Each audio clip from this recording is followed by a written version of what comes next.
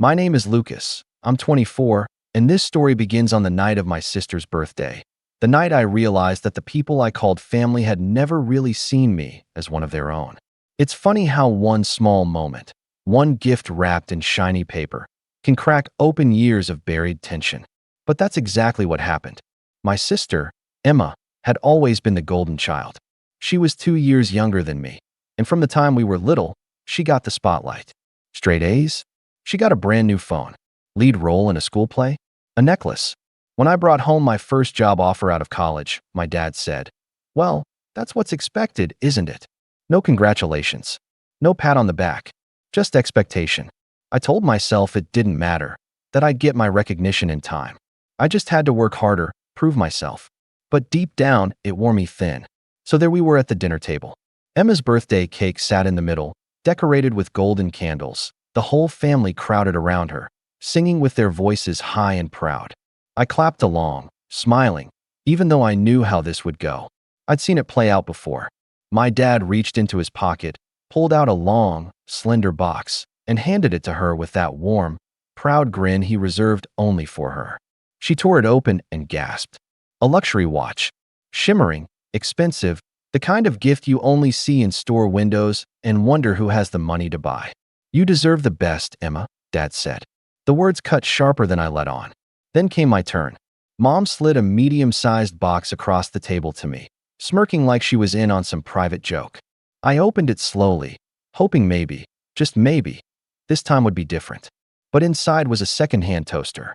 Not even new, not even in its original box. I blinked at it, confused.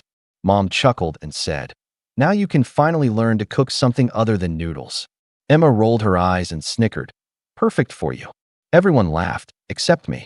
I smiled politely, but inside, I felt like the floor was slipping out from under me. I wanted to speak up, to ask why they thought this was funny, why I was always the punchline. But every time I tried before, I was told I was too sensitive, that I couldn't take a joke. So instead, I excused myself early, said I had work the next morning, and carried the toaster up to my room like a trophy of humiliation. I sat on the edge of my bed, staring at it. A watch for Emma. A toaster for me. The metaphor was too obvious to ignore. Lying there that night, I thought back on every moment I'd been brushed aside. The soccer games where Dad missed my goals, but made every one of Emma's dance recitals. The time I saved up for months to buy my own laptop, while Emma got hers handed to her because she needed it for school. The countless weekends I was told to mow the lawn while Emma was excused because she's a girl. It all piled up until I could barely breathe under the weight of it. The next morning, I didn't go to work. I packed my things quietly, clothes, my laptop, the few books I loved, the sketch pad I never showed anyone.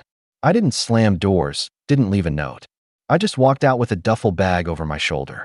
I rented a small room across town with the savings I had. No one noticed I was gone at first. Or if they did, they didn't care enough to call. That hurt more than the toaster.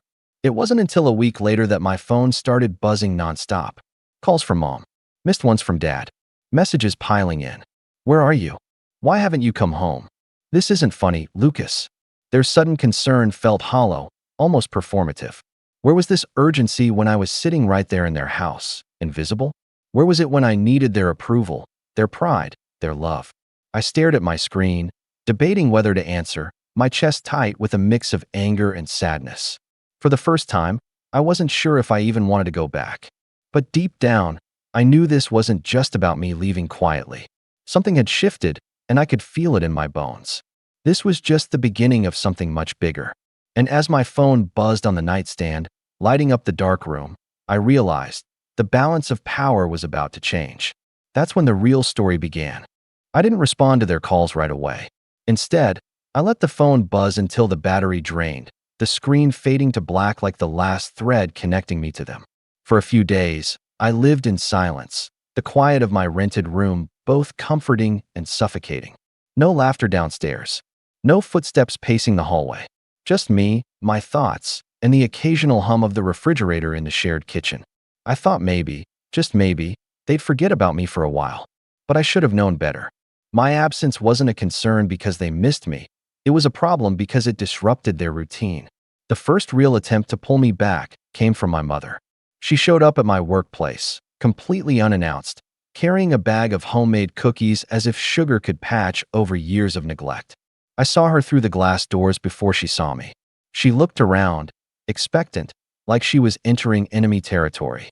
My coworker whispered, "Hey, Lucas, someone's here for you." I wanted to duck out, but I walked over anyway. "Lucas," she said, plastering on that smile she wore whenever she wanted something. "We've been worried sick. You didn't even tell us you were leaving. That's not fair. Not fair." The words made me want to laugh. I stood there, arms crossed, letting her ramble. "Your sister has been so upset. She keeps saying it's her fault, that maybe the toaster joke went too far. You know how she is. She never means anything by it. She's just spirited." Spirited. That was Mom's favorite excuse for Emma. When Emma mocked me, she was spirited. When she broke my phone once in a tantrum, she was expressive. But when I so much as sighed too loud, I was ungrateful. I told Mom calmly, "I'm fine where I am." That should have been the end of it. But she leaned in, lowering her voice like she was bargaining. "Look, your father is stressed. We can't keep worrying about you like this. Just come home. You know Emma's birthday celebration isn't over yet. We're planning a dinner this weekend with extended family. Everyone will be there. It would be embarrassing if you don't show." There it was, the real reason. Not love, not concern, embarrassment. She cared about appearances, about whispers from aunts and uncles, about maintaining the family image of perfection. I told her I was busy. She frowned, shoved the bag of cookies into my hands, and left without another word. That weekend, I didn't go, but I did check Emma's social media. Photos from the dinner flooded my feed. Emma sitting in the center, watch glimmering on her wrist, plates of expensive food spread across the table. Dad with his arm around her, raising a glass. Caption, "Celebrating our star." My stomach turned. I recognized the restaurant. It was one I had always wanted to try, but had been told too pricey whenever I suggested it. They had no problem paying when it was for her. A few days later, Dad called me directly. I answered this time, more out of curiosity than anything. His tone was sharp, clipped. "Lucas, enough of this nonsense. Your mother tells me you've been sulking. You need to stop acting like a child and come home. Family doesn't turn its back on family." I almost choked at the irony. Family doesn't turn its back? What had they been doing to me all these years? I stayed quiet, listening. He continued, "Do you realize how difficult you're making things? Emma is starting her internship soon. She needs stability at home. She looks up to you, whether you believe it or not. Stop being selfish." Selfish. That word rang in my ears long after the call ended. I was selfish for leaving, selfish for wanting respect, selfish for refusing to play the role of the invisible son who clapped while his sister shined. My anger simmered, but underneath it was something colder, resolve. Over the next couple of weeks, the tension grew sharper. Emma texted me once, "Seriously, Lucas, grow up. You're making everyone miserable." I didn't reply. My aunt called me, her voice syrupy sweet, trying to lure me back with promises of family unity. Even my grandmother, who usually stayed out of conflicts, sent me a short message. "Your parents are older now. Don't give them grief." No one asked how I was doing. No one asked what I wanted. It was always about them, their peace, their pride, their golden child. But the real breaking point came one Saturday evening when Mom called again, this time not to coax, but to scold. "Lucas, your sister had a breakdown today. She says she can't enjoy anything knowing you're out there sulking. Do you want her to be miserable? Is that your goal?" Her voice was trembling, but not with concern for me, with anger at how my absence cast a shadow over Emma's joy. That night, I sat in my little rented room, staring at the toaster I had brought with me almost out of spite. It sat on the counter, dented and uneven, a reminder of everything I'd walked away from. I realized that to them, I wasn't a son or a brother. I was a placeholder, someone to fill in the gaps of their perfect family picture when needed, but otherwise invisible. And for the first time, I wondered, if I stopped playing that role entirely, what would happen to their carefully constructed world? That question stuck with me. And deep down, I already knew the answer.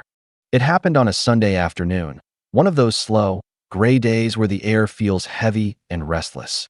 I was at my rented room, halfway through making a simple dinner when my phone lit up with a video notification. It was from Emma. She had posted another one of her endless social media stories. Normally, I wouldn't have bothered watching, but something about the thumbnail caught my eye, my room. I tapped it open, and my stomach sank. The video showed Emma standing in my old bedroom back at the house, the walls behind her stripped bare. She grinned into the camera, panning to show off the space. "Finally turned this wasted room into something useful," she said with a laugh. The camera swung around to reveal the furniture gone, my shelves empty. In their place stood racks of clothes, shopping bags piled high, and a vanity table under the window. My room, my sanctuary, my last shred of space in that house, had been gutted and transformed into her walk-in closet. The comments underneath were full of her friends gushing. "OMG queen, you deserve it. That's what big sis's rooms are for, LOL." I stared at the screen, my food burning on the stove, smoke curling up as if echoing the rage that rose in me. My chest tightened until I had to sit down. They hadn't even told me. No call, no message, just a casual takeover, broadcast to the world like my existence had been nothing more than an inconvenience. I called my mom immediately, hands shaking. She answered on the second ring, her voice bright. "Lucas, finally. I was hoping you'd call." "What is this?" I demanded. "Emma turned my room into her closet?" Without asking, without even telling me. There was a pause, then a sigh, the kind of sigh parents give when they think you're being unreasonable. "Lucas, you weren't using it. You left. You made it clear you didn't want to be part of this family anymore." Emma needed the space. She has a lot going on with her internship and her new responsibilities. She deserves a proper setup. I lived there my whole life, I shot back. That was my room. My things. "Oh, don't be dramatic," she said. "We boxed up your stuff. It's in the garage. You can come get it whenever you feel like being mature." Mature. They had erased me from the house, handed my space to Emma like it was nothing, and I was the immature one. I could barely breathe. "So you just decided I don't matter anymore," I said quietly. "Don't twist my words, Lucas," she snapped. "You're the one who left. Actions have consequences." Her words hit harder than I expected. It wasn't just about the room. It was about what it symbolized. I was disposable, replaceable, not even worth a phone call before they stripped away the last trace of me. When I hung up, I sat in silence, the burned food still smoking, the cheap toaster sitting on the counter like a cruel joke. My hands clenched into fists. For years, I had swallowed the favoritism, the mockery, the endless justifications for why Emma's needs mattered more than mine. But this was different. This wasn't favoritism. This was erasure. Later that night, I got another message, this time from Emma herself. A photo of her posing in front of her new closet, luxury watch glittering on her wrist, with the caption, "Out with the old, in with the new." That was the moment something in me broke. The last thread of loyalty, of hope that maybe things could change, snapped clean. I realized they hadn't just overlooked me, they had cast me aside. And I knew, sitting there in the dim light of my rented room, that I could never go back. But more than that, I felt something else stirring beneath the hurt and betrayal, a cold, deliberate determination. They had taken everything from me. But in doing so, they had given me something far more dangerous in return, the will to take control of the story they thought they'd written for me. The night after Emma's smug photo, I couldn't sleep. I lay awake in the stiff bed of my rented room, staring at the ceiling, my chest heavy with a mix of grief and fury. It wasn't just about the room. It was about the years of dismissal that led up to this final act. That bedroom had been the only space that was mine in a house where I had never been seen. Now it was racks of Emma's clothes, her vanity mirror, her perfume bottles. I felt like a ghost who'd been erased from his own home. The next morning, I dragged myself to the garage of their house to collect my things. I almost didn't go, but I couldn't stand the thought of my books or my sketches molding in a damp box. When I arrived, the driveway was empty, no one home. For a moment, I stood there, staring at the front door I'd walked through thousands of times, realizing I no longer had the right to. My key was useless now. The garage door groaned open, and there they were. 4 cardboard boxes shoved into a corner, half crushed under a stack of old holiday decorations. My name was scrawled on one in marker, already fading. I pulled the first box open. Clothes stuffed carelessly inside, wrinkled and smelling of dust. My college notes bent, water-stained. A framed photo of me from graduation with the glass cracked, as if no one had bothered to wrap it. My sketchpad was there too, pages torn at the edges. I flipped it open, my drawings smeared from something damp that had spilled across them. It felt like a funeral. like I was standing over the wreckage of my own life, boxed up and discarded. I carried the boxes to my car one by one, each trip heavier than the last. With every step, I thought about how easily they had decided I was replaceable, about how Emma was probably upstairs right now, twirling in her new closet, laughing with friends about how dramatic I was. By the time I loaded the last box, my hands were shaking, my throat tight. That night, back in my rented room, I sat surrounded by those boxes. I pulled out the toaster, set it on the counter, and just stared at it until the sun dipped below the skyline. I thought about throwing it out, smashing it against the wall, but I didn't. Instead, I left it there, a reminder. The days that followed were harder than I expected. I worked my shifts, went through the motions, but there was a hollow ache in me that no distraction could fill. I felt untethered, like a balloon cut loose from its string. Every time my phone buzzed, I flinched. Sometimes it was them, Mom calling again, Dad sending a clipped message about how I needed to come to my senses. Other times it was extended family, trying to guilt me back. Your sister didn't mean it. Family fights aren't worth this much drama. You're hurting your parents. No one asked what they had done to me. No one wondered what it cost me to keep swallowing their favoritism year after year. The weight of it pressed down until even getting out of bed felt impossible. I remember one morning, sitting at the edge of the mattress, staring at the boxes piled in the corner. The cracked graduation photo leaned sideways, my smile behind the shattered glass. I thought, for a moment, that maybe they were right. Maybe I was selfish. Maybe I was overreacting. The thought twisted in me like a knife. But then my eyes landed on my sketchpad. The smeared drawings. The evidence that no one had cared enough to protect the things I valued. I picked it up, flipping through the ruined pages, and something inside me shifted. No, I wasn't overreacting. I had been patient. Too patient. I had given them years of chances. And they had shown me, again and again, exactly where I stood. I started walking more, late at night when the city was quiet. I'd wander the streets, hands in my pockets, thinking about the years I had wasted waiting for their approval. The cool air cleared my head, and with every step, I felt something building inside me. Not rage, but clarity. If I couldn't go back, if I couldn't ever have the family I deserved, then I needed to build something else. A life that wasn't chained to their approval. A version of myself that wasn't the invisible son. It wouldn't be easy. I had little money, no real support system, and a mountain of self-doubt pressing on me.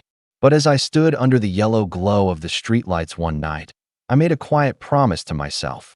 I would not let their erasure be the end of my story. I didn't know how yet. I didn't know when. But one thing was certain. Emma and my parents had underestimated me. And one day, they would regret it.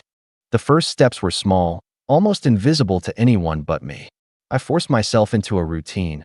Wake up early, make a real breakfast instead of grabbing whatever was cheap, take a walk before work, and spend an hour each night sketching, even if my drawings came out stiff. At first, it felt forced, like I was pretending to be someone else. But slowly, the rhythm began to steady me. The hollow ache in my chest dulled, and for the first time in years, I started to feel like I was living for myself, not as a shadow orbiting Emma. My job wasn't glamorous. I worked at a mid-sized logistics company, mostly handling shipments and customer calls, but I threw myself into it. I stayed late, learned systems no one else wanted to touch, and asked questions until I understood every detail. My supervisor noticed. Within months, I was given responsibilities far above my title.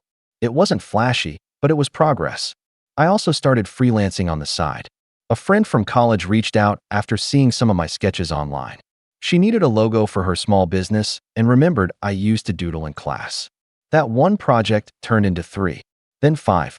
Soon, I was building a portfolio, taking on clients, and earning money from something that had always been dismissed as a hobby. Every time someone paid me for my work, it felt like a validation my family had never given me. The shift wasn't just financial, it was internal. I stopped checking Emma's posts, stopped waiting for apologies that would never come. My rented room slowly transformed into something that felt like mine. I hung up prints of my drawings, invested in a sturdy desk, and even bought myself a new toaster. Not secondhand, but brand new, with a sleek design that made me smile every time I used it. Months passed, and the calls from my parents became less frequent. When they did come, they carried a different tone. Less anger, more urgency. Mom's voice sounded thinner, her words carefully chosen. "We haven't seen you in so long, Lucas. The house feels empty without you." Dad tried to slip in jabs. "You've proven your point. Now stop being stubborn." But even he sounded less certain than before. It was as if my absence had carved a hole they couldn't patch over with Emma's sparkle. Emma herself only reached out once, in the form of a curt text. "You're still mad about the room?" Seriously, I didn't reply. For the first time, I realized I didn't need to. My silence was louder than any argument. The real turning point came when my manager called me into his office one Friday afternoon. He closed the door, smiled, and slid a paper across the desk. A promotion. Not just a raise, but a position that came with authority. I'd be leading a small team, overseeing projects instead of just handling scraps. "You've earned this," he said simply. That night, I sat in my room, staring at the letter of promotion. I thought about Dad's voice telling me I was selfish, about Mom laughing as I unwrapped that toaster, about Emma rolling her eyes. And I realized something vital. I didn't need them anymore. The independence seeped into every corner of my life. I upgraded my living situation, moving from the rented room into a modest one-bedroom apartment with sunlight pouring through the windows. It wasn't much, but it was mine. I filled it with things I chose: plants, art supplies, a couch I bought with my own money. Each purchase felt like a brick in the foundation of a new life. I wasn't rich. I wasn't famous. But I was stable, stronger than I had ever been under their roof. And for the first time, when I thought of Emma's watch or my parents' endless favoritism, it didn't sting, it fueled me. But the universe has a way of circling back. Success doesn't go unnoticed, especially by people who once dismissed you. It started with subtle hints from relatives, comments about how I seemed to be doing well for myself.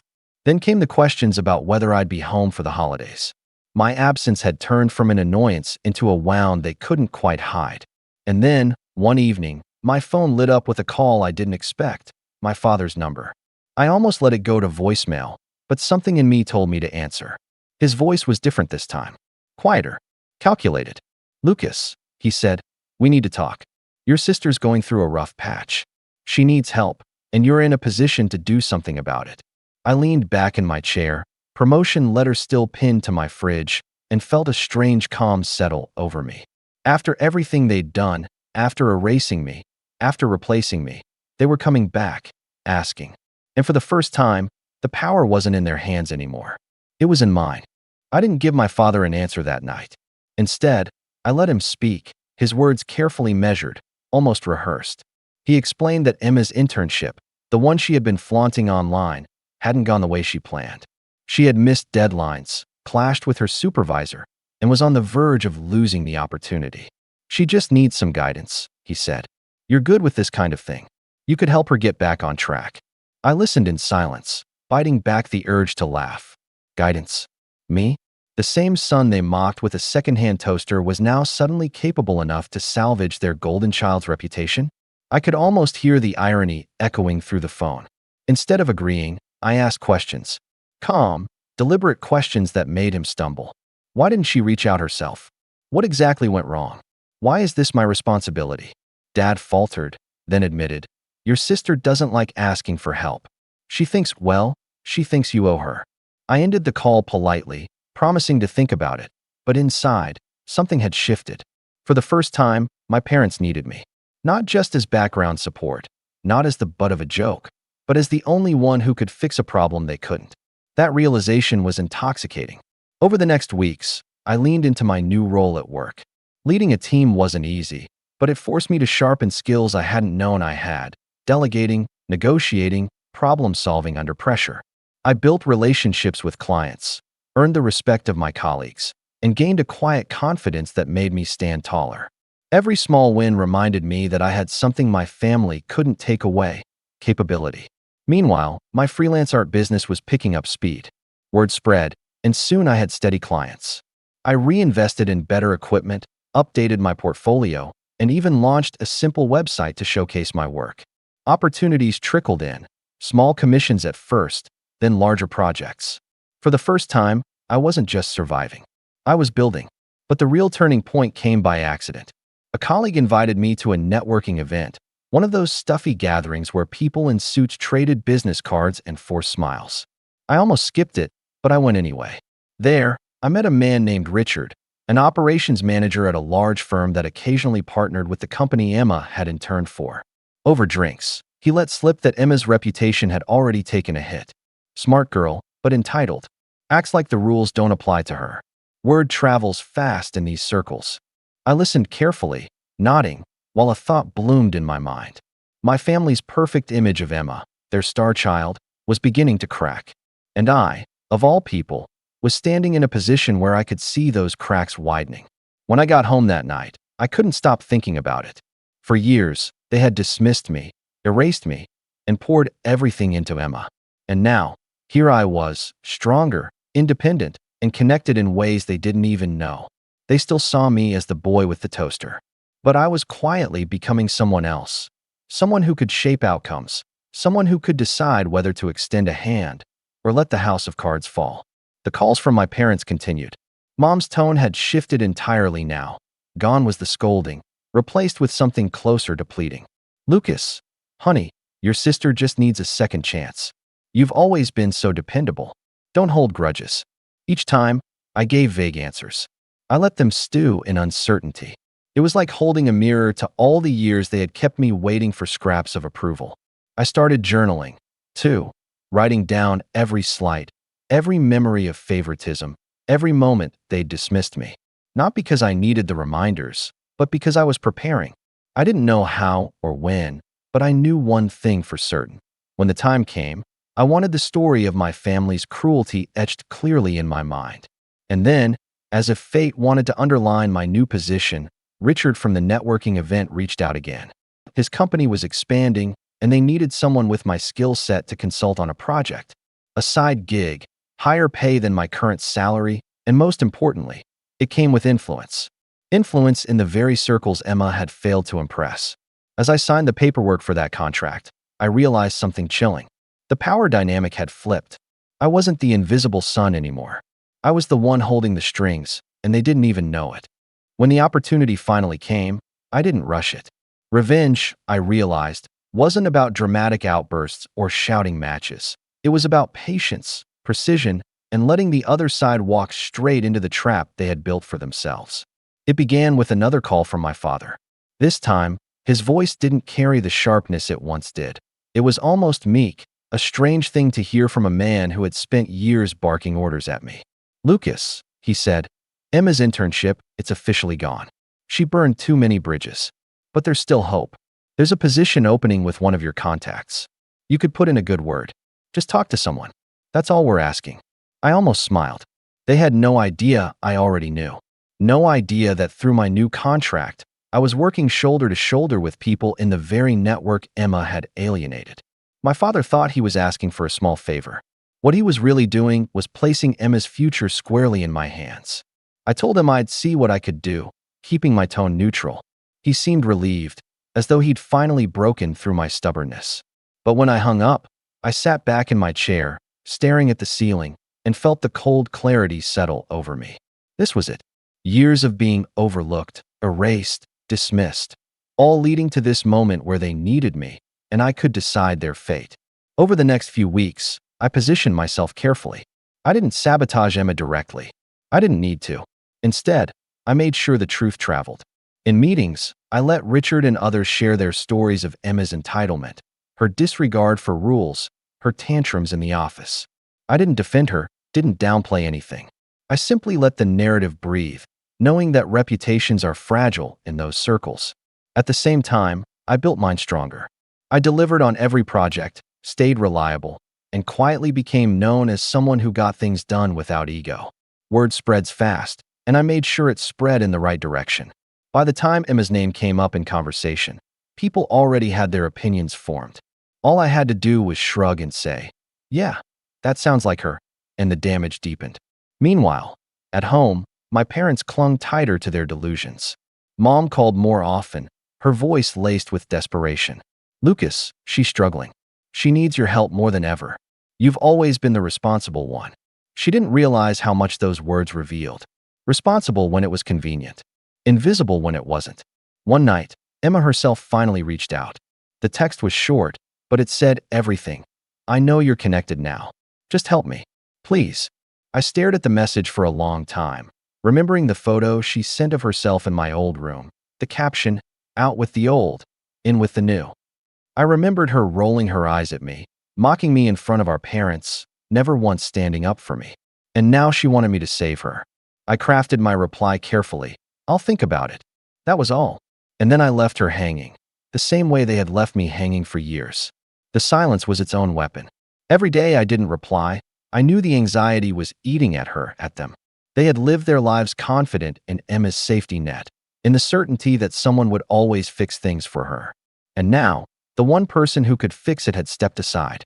Weeks later, Richard casually mentioned over coffee, "Funny thing, your sister's name came up again. People are saying she might have to leave the city if she wants another shot. Her reputation here's pretty much done." He said it without malice, just matter of fact. I nodded, sipping my coffee, and felt a quiet satisfaction bloom in my chest. Back home, the calls turned frantic. Dad left voicemail after voicemail, his tone no longer commanding but begging. "Lucas, we can't do this without you. You don't understand what's at stake." Mom cried on the line. "Please, she's your sister. Don't let her throw her life away." But I did understand. I understood perfectly. For years, they had handed Emma the world while giving me scraps. They had laughed as I opened a secondhand toaster while she unwrapped luxury. They had erased me from my own home, turned my space into her closet, and told me I was selfish for leaving. Now, their golden child was crumbling, and the only lifeline was the son they had dismissed. And I wasn't reaching for her hand. I didn't need to lift a finger. The beauty of it was that my revenge wasn't loud. It was silent, calm, deliberate. All I did was let the truth breathe. Let the world see Emma for who she was. And as I sat in my apartment, surrounded by the life I was building for myself, I realized that silence was louder than any outburst could ever be. The fallout came faster than even I expected.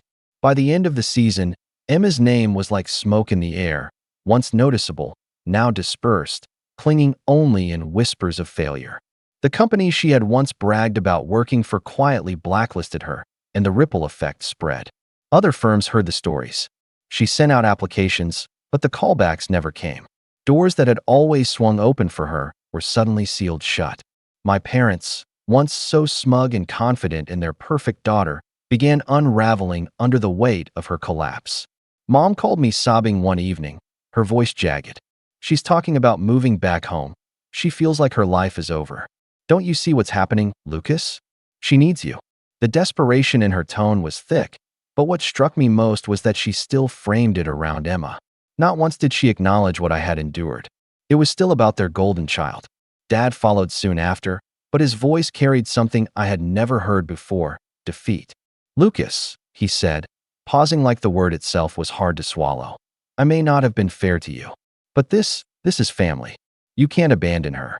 I let the silence stretch, savoring it, before replying evenly, "Funny. That's exactly what you did to me." And then I hung up. Emma herself was the last to break. She showed up outside my apartment one night, her face pale, makeup smudged, clutching her designer purse like it was the last symbol of who she thought she was. When I opened the door, she tried to smile, but her voice cracked. "Lucas, I made mistakes. I know I hurt you, but I can't fix this without you. Please." For a moment, I looked at her, not the sister who had mocked me, not the girl with the luxury watch who rolled her eyes at my humiliation, but just a person stripped bare of her armor. And then I remembered the video she had posted, standing in my old room, laughing as she called it her closet. Out with the old, in with the new. I stepped aside just enough to make her think I'd let her in. But instead, I handed her something small. The secondhand toaster. The same one she had mocked months ago, the same one that had started it all. I placed it gently in her hands. Her expression crumpled as if she didn't understand, as if the weight of the object was heavier than its dented frame. She looked up at me, eyes wide, searching for mercy. "There's nothing I can do for you," I said quietly. "This is all you ever thought I was worth. Now you can live with it." And before she could respond, I closed the door. On the other side, I heard her muffled sobs, then footsteps retreating down the hall. For the first time in my life, I didn't feel like the invisible son. I felt seen, not by them, but by myself. I had built a life that was mine alone, and their downfall wasn't my burden anymore. I walked back to my desk, glanced at the promotion letter still pinned on my fridge, and sat down to sketch under the warm glow of my lamp. My pencil moved steadily across the page, and a calm settled in my chest. Out with the old, in with the new. Only this time, it wasn't Emma's story. It was mine. My name's Nathan, I'm 29, and until last Saturday, I genuinely believed I was a decent brother. The kind who shows up, keeps quiet, helps out when needed, and doesn't stir the pot. I never expected applause for it. I just thought that's what family did. My sister, Zoe, and I used to be close. Not share everything close, but the kind of close where she'd still text me dumb memes at 1 a.m., or call me when she needed help moving or dealing with mom after one of her classic guilt trips. So when she got engaged last year, I didn't think twice before offering to help pay for part of the wedding. She didn't ask, I volunteered. She was stressed, the venue was expensive, and her fiancé, Jordan, had just switched jobs. I remember saying, I'll cover the DJ and maybe part of the flowers or decorations, whatever you need. She cried on the phone. Not out of joy, I now suspect, but maybe just from relief. I wired her $5,000 that week. No questions asked. I didn't hear much after that. She got busier, which was understandable. Wedding planning, new job, new house. I chalked up the silence to stress. But over time, little things started to feel off. I wasn't included in the group chat she made for the bridal party and close family. When I asked about it, she said it was mostly for the girls and laughed it off. Then I noticed I wasn't listed in the family Facebook post about our amazing support team for the wedding. My name wasn't there, not even in the comments. I didn't bring it up. I didn't want to seem needy. Maybe they just forgot. Maybe it wasn't intentional. Then came the rehearsal dinner. I arrived on time, gift bag in hand, wearing the exact business casual outfit she told me to wear. I was greeted by her future mother-in-law, who gave me a confused once-over and said, "You're Zoe's brother? Oh, I didn't think you were coming." Not exactly a warm welcome, but again, I smiled, brushed it off, and sat down at the far end of the table, near the exit. I wasn't on the program. When the toast started, Jordan thanked his parents, his groomsmen, his barber, and even his college roommate from sophomore year. Zoe chimed in to thank her bridesmaids and her chosen family who've truly been there. I wasn't mentioned. Not once. I stared at the condensation on my water glass and told myself it wasn't personal. I wasn't owed a spotlight. I was just there to support. The day of the wedding was when it all unraveled. I arrived early, per Zoe's instructions, dressed in the tailored charcoal suit I'd bought just for the occasion. The venue was beautiful. Big stone arches, a sprawling garden, white chairs lined in perfect rows. A woman with a clipboard and an earpiece greeted guests at the front gate. "Name?" she asked. I told her. She smiled politely, rummaged through a plastic tub, and handed me a bright neon orange wristband. It looked like something you'd get at a bowling alley or maybe a nightclub with a bad reputation. I blinked at it. "What's this for?" She responded with that bland, customer service tone. "Orange wristbands are for guests who are attending the ceremony only. Reception entry is limited to the internal party list." I stared at her. "I'm the bride's brother." She double-checked her clipboard. "Says here you're not on the reception list." Then she added, as if to soften the blow, "But you've got a great seat for the ceremony." I didn't know what to say. I thought maybe there'd been a mistake. Maybe I missed a form. A late RSVP. I stepped aside and called Zoe. No answer. I texted her. "Hey, I just got here. They gave me a wristband. Am I not allowed in the reception?" No reply. Still trying to keep my cool, I wandered toward the seating area. A few people noticed my wristband. Some gave me curious looks. Others just smiled awkwardly and avoided eye contact. I spotted a few guests with purple and silver wristbands. I assumed those were the important ones. Near the altar, I saw her hairstylist chatting with Zoe's old yoga instructor. Both were wearing silver. I knew this because they were taking selfies and giggling about it. I stood there feeling like I had accidentally shown up to a party I wasn't invited to, like I'd crashed my own family's celebration. Then I heard the snicker. One of Zoe's bridesmaids, a tall girl named Kelsey who had always rubbed me the wrong way, walked past with a champagne flute and said to someone behind her, just loud enough for me to hear, "The wristbands are for non-essential guests. You know, ceremony filler." She laughed. The guy next to her laughed too. I clenched my jaw and turned away. I wasn't about to make a scene at my sister's wedding. I told myself to breathe, to get through it, to leave quietly afterward. But then I saw the gift table. It was tucked near the garden doors, already overflowing with beautifully wrapped boxes and glossy envelopes. My envelope was easy to spot.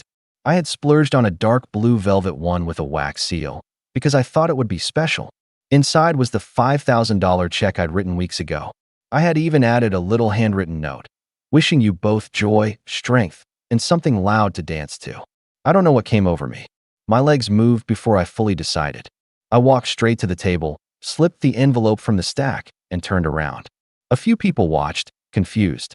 One woman frowned like she wanted to say something, but didn't. I held the envelope up and said, loud enough for anyone nearby to hear, "Good thing this wasn't essential either."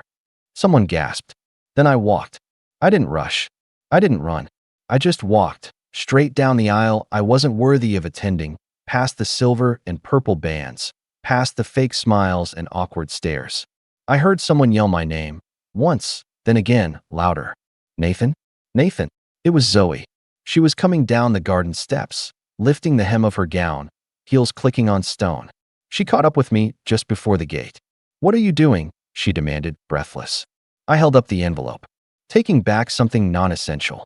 Her mouth opened, then closed, then opened again. "It's not what you think."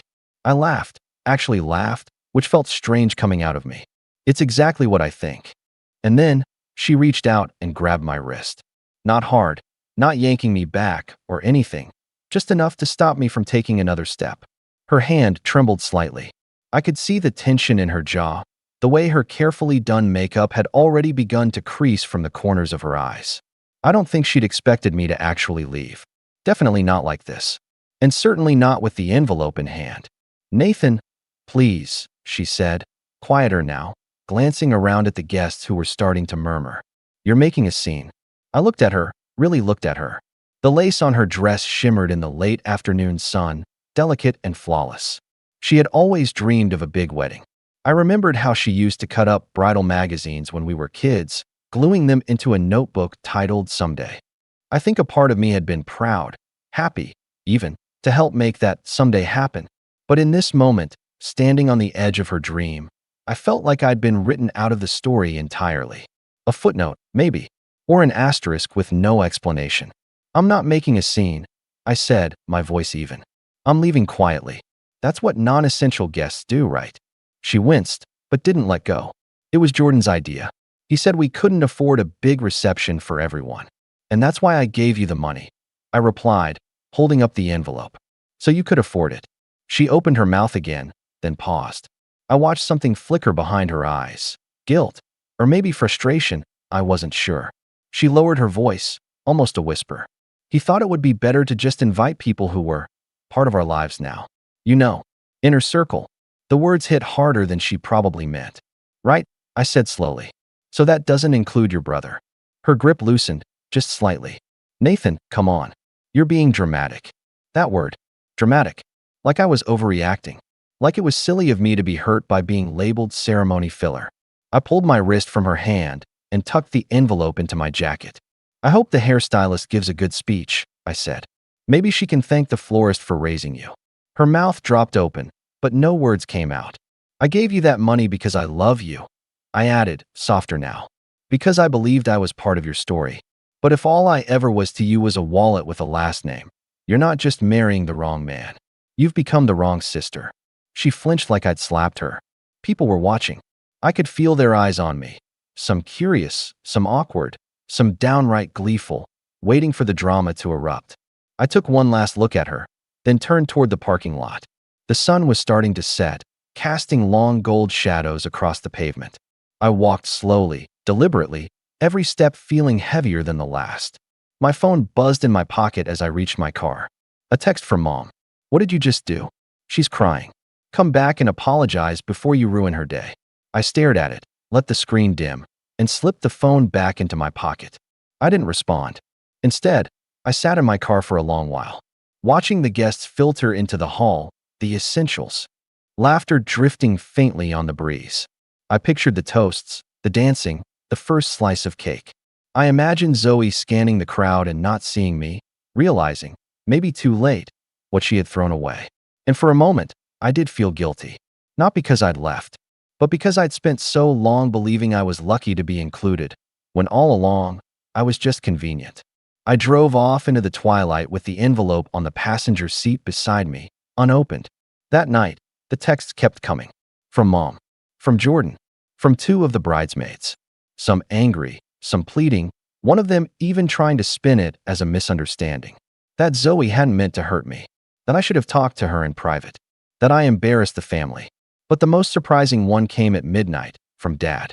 Just 5 words. You were right to leave. And that was when I knew. I wasn't crazy. I wasn't dramatic. I was just finally done pretending I was welcome in a place I clearly wasn't wanted. But then, the next morning, something else happened, something I wasn't prepared for. I woke up to over 20 unread messages. At first, I didn't even want to check them. I figured it was more fallout, more finger-wagging from relatives I hadn't heard from in years, suddenly eager to defend Zoe's big day like they'd been there through the silence, through the exclusions, through the little humiliations that had led to the wristband. But one name stopped me, Uncle Ray. Now, Uncle Ray isn't really my uncle. He's my dad's cousin, technically, but everyone calls him Uncle because that's just the way it's always been. Growing up, he was the only adult who ever really noticed when things were off. He's also one of the few people I've always trusted, quiet, observant, always watching from the edges but never meddling unless it mattered. So when I saw his name in my notifications, I tapped it. His message was simple. Can we talk? I think you should know something. That was it. No lecture. No guilt trip. Just a quiet invitation. I called him 20 minutes later, still groggy, the sun barely rising over the horizon. His voice came through steady, like it always had, the kind that made you listen even when you didn't want to. I saw what happened yesterday, he said. Saw you walking out with your head up. Just wanted to tell you, you didn't imagine it. You weren't being sensitive. You weren't wrong. My throat tightened a little. Thanks. I think I needed to hear that. I figured, he said. That's why I'm calling. There's something about that money you gave Zoe. You didn't just pay for the DJ, did you? I frowned. No, I gave her $5,000. Told her to use it for whatever would help the most. What?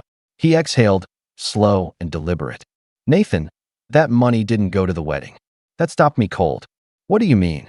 I overheard Jordan talking to one of his groomsmen. Apparently, a few months ago, Zoe used your money to help cover the down payment on their new car. She didn't tell you because she figured you wouldn't mind. Said, quote, Nathan never asks questions. He just gives. My chest went still. My mind scrambled for a different explanation, any explanation. That can't be right. I wish it wasn't, he said. But Jordan said it like it was a joke. Like he was proud of her for being resourceful. I sat there in stunned silence. That check had been a stretch for me. I'd taken on extra freelance work just to cover it. Canceled my trip to Madrid. Postponed a dental surgery. But I told myself it was worth it. That helping Zoe start her married life off right was more important than whatever personal inconveniences I faced. I'm sorry, kid, Uncle Ray added quietly. I didn't know if I should tell you, but after yesterday, it didn't feel right staying quiet. I rubbed my temples, trying to process the weight of it all. The insult of the wristband. The humiliation. And now this. They'd taken my support and spent it behind my back, on a car. Thanks for telling me, I said finally, voice low. There's more, he said after a pause. You might want to check Zoe's wedding registry page. Not the public one, the private one she sent out to her bridal party. I opened my laptop with shaky fingers and clicked through my emails, trying to find the link. I hadn't been included in the group email, but I remembered the domain. A few clicks later, I was in. It was like being slapped twice.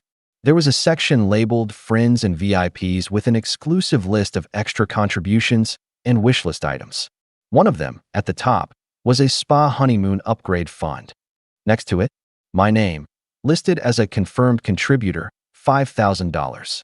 I hadn't signed off on that. I hadn't even seen it. They had used my name, publicly, to show off a contribution I hadn't even agreed to. Probably to impress Jordan's family. Or to make it look like they had more support than they actually did. I stared at the screen for what felt like forever. Then my phone buzzed again. This time, it was Zoe. She'd finally decided to text. Can we talk? I feel like yesterday got out of hand. Out of hand. Out of hand was what you said when someone knocked over a drink or tripped over a chair. This wasn't out of hand. This was calculated. Hidden. Cruel. And I wasn't even sure if I had the words to answer her. Not yet. But I had questions. A lot of them. And the more I thought about it, the more I realized this went deeper than a wedding. It was about every time I'd been the afterthought, the fallback, the unacknowledged help, the non-essential. Because if this was how they treated me in front of 100 people, I could only imagine what they were saying behind closed doors. And if Zoe thought I was done, that I'd walk away quietly and stay quiet, she was wrong. Because I had one more message to send, and I wasn't going to be polite this time. I didn't reply to Zoe's text right away. I needed time, not just to think, but to cool down, to sit with the sting of everything I'd just learned. Because it wasn't just about a wedding anymore. It wasn't about a wristband, or being left off a guest list, or a DJ, or a spa fund. It was about the way I had slowly been erased, reduced from family to function. A wallet in a suit. So I sat on it for a few days. I didn't block her. I didn't go scorched earth. I didn't post anything online. I just waited while the silence did the work for me. And in that silence, the cracks started to form. By Monday, I started getting calls from relatives. Some were confused. Some were angry. But a very select few, were curious. "Why didn't you stay for the reception?" one aunt asked, her voice low, like she was afraid of being overheard.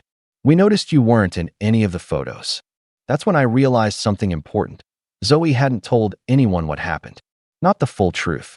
She'd told people I left early, that I had an emergency. But the real reason, the wristband, the exclusion, the misuse of my money, she'd kept that quiet. Probably because even she knew it would make her look bad. That guilt she'd tried to downplay with a smirk and a shrug at the ceremony, it was growing. So I decided to reply. I took a deep breath, opened the message thread with Zoe, and typed, "Sure, let's talk. But I'd rather do it over email, so nothing gets misunderstood." She responded 10 minutes later with an "okay."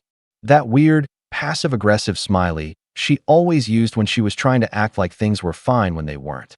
So I wrote her an email. Nothing angry, nothing dramatic, just the truth. I told her everything, how I felt getting that wristband, how humiliating it was to be treated like a prop at her wedding, how hearing her bridesmaid call me non-essential cut deeper than she realized. I told her I'd been proud to support her, and that she and Jordan had turned that support into something selfish, using my money for a car and then falsely attributing a spa donation to my name. I told her I felt used. And more than that, I felt disposable. I ended it with this. "I love you, Zoe, but I think you've mistaken quiet loyalty for indifference. I'm not indifferent. I just gave you the benefit of the doubt one too many times. You crossed a line, not with the wristband, or the reception, or the money, but with the assumption that I wouldn't care, that I wouldn't notice, that I didn't matter. I don't want to fight with you, but I also don't want to pretend this didn't happen." I hit send and waited. 3 hours later, she replied. Her message was long, paragraphs and paragraphs of excuses, half apologies, and circular logic. "We didn't think you'd mind. Jordan said we had to make tough cuts. You've always been so generous. I didn't mean to hurt you." Then came the kicker. "Honestly, I feel like you're blowing this out of proportion. If you just stayed and talked to me after, this could have been resolved privately. But now you've made this a big thing." That was the moment I knew she hadn't changed. Not really. So I wrote one final reply. "No, Zoe, I didn't make this a big thing. You did, when you let a stranger into the reception over your own brother. When you used my money for a car, then pretended I paid for a honeymoon upgrade I didn't even know about. You're just upset that someone finally called it out. I won't be part of this pattern anymore. I wish you a happy marriage. I really do. But don't expect me to keep playing the role you've written for me." I haven't heard from her since. What came next was revealing. A few cousins reached out privately. Some said they'd noticed I wasn't in the wedding photos and were wondering what happened. I told them the truth, and I didn't embellish. I didn't need to. The story told itself. And slowly, word started to spread. Jordan's parents found out next. Apparently, they'd been under the impression they had paid for the DJ and some other parts of the wedding. When they heard about my contribution and how it had actually been spent, things got tense. I wasn't there for that fallout. But Uncle Ray told me later that Zoe and Jordan had a bit of a reckoning with the in-laws over financial transparency. As for the $5,000, I canceled the check. It hadn't been cashed yet. I called the bank, explained the situation, and voided it. Then I sent Zoe a final message. "I've canceled the check. Consider this my boundary, not a punishment. I won't be financing any more silence." A week later, I got a manila envelope in the mail. No return address, but the handwriting was unmistakably Zoe's. Inside was a handwritten letter and a photocopy of a check made out to me for $5,000. The letter was only a few lines long. You made your point. Loud and clear. I don't agree with everything you said, but I get it now. I'm sorry. This is what you're owed. I didn't deposit the check. I didn't need the money anymore. I'd already gotten what I needed, not financially, but emotionally. Closure, clarity, and a clean break. I keep the check in my desk drawer, not as a grudge, but as a reminder that sometimes family isn't who you're born to. It's who sees you, includes you, respects you, and if they won't, you have every right to walk away, envelope in hand, dignity intact. And no, I don't think I'll be invited to the baby shower. But for once, I'm fine with that, because I've finally stopped showing up where I'm not welcome. And let me tell you, freedom feels better than forgiveness ever did. I'm Daniel, 33, and in my family, I was the one who blended in. Not invisible exactly, but the kind of presence people register just enough to ask for favors, then forget once things are handled. I learned early on that in a family like mine, loud, dramatic, allergic to accountability, keeping your head down was the only way to stay sane. While the others thrived on noise and attention, I built a life in the quiet margins. I earned my way through school, got a solid job in fintech, and never bragged about it. Meanwhile, my younger brother Kyle made sure every room knew his name. He was the favorite. Dad treated him like a prodigy. Mom made excuses for everything he did, and the rest of the family cheered him on even when he crashed every opportunity he touched. I was the reliable one, the helper, the guy who brought thoughtful gifts, offered support, and asked for nothing. My role wasn't flashy, IT was functional, and everyone got real comfortable with that. A few months ago, I got a big year-end bonus, nothing wild, but enough to finally feel like my efforts were being seen. I didn't tell anyone. I just smiled a little more. Maybe that's what tipped them off. Or maybe it was just my mistake for offering to help organize Dad's retirement party. I thought I was doing a good thing. He'd worked 40 years at the same logistics company, retiring as a regional director. He was proud, even if he'd never say the words directly. I figured I could handle the venue deposit, maybe surprise him with a proper watch, nothing too flashy. But when I brought up ideas, Kyle laughed and said, "Don't go overboard, bro. You know how he is. He doesn't care about fancy stuff." Then he mentioned that Aunt Sheila was already handling the catering. "She said it's covered," he added vaguely, waving me off like always. The day of the party was set at a modest country club my dad had mentioned once in passing. Sheila said they gave her a deal since her friend worked there. Everyone acted like it was no big deal, but when I walked in and saw the sheer spread, lobster rolls, imported cheeses, custom cake with a fondant model of Dad driving a forklift, I knew someone had gone all out. I didn't say anything, just smiled and helped set up place cards while Kyle flitted around cracking jokes with the bartenders like he was the host. Dad seemed pleased in his low-key way, giving me one of his nods that passed as gratitude. That was enough for me, or at least I thought it would be. Halfway through dinner, as people were chatting and raising their glasses, and Sheila stood up and tapped her wine glass with a fork. "Everyone, I just want to say how wonderful tonight has been. And we couldn't have done it without a little help from our favorite nephew." She turned and smiled at me, tight and gleaming. "Danny, thank you for being so generous with your bonus. We used it to cover the catering. Hope you don't mind." There was laughter. Kyle leaned back in his chair and added, "Think of it as paying us back for existing, huh?" He grinned like it was the funniest thing in the world. Some people chuckled. Others just looked awkward. My dad didn't even react. He just kept cutting his steak. I stared at them, stunned, blinking like I'd misheard. I hadn't. My aunt had just publicly announced she'd used my private bonus, which I'd never told her about, for catering I hadn't agreed to, and my brother turned it into a punchline. I wanted to ask how they even knew, but I didn't. I just smiled.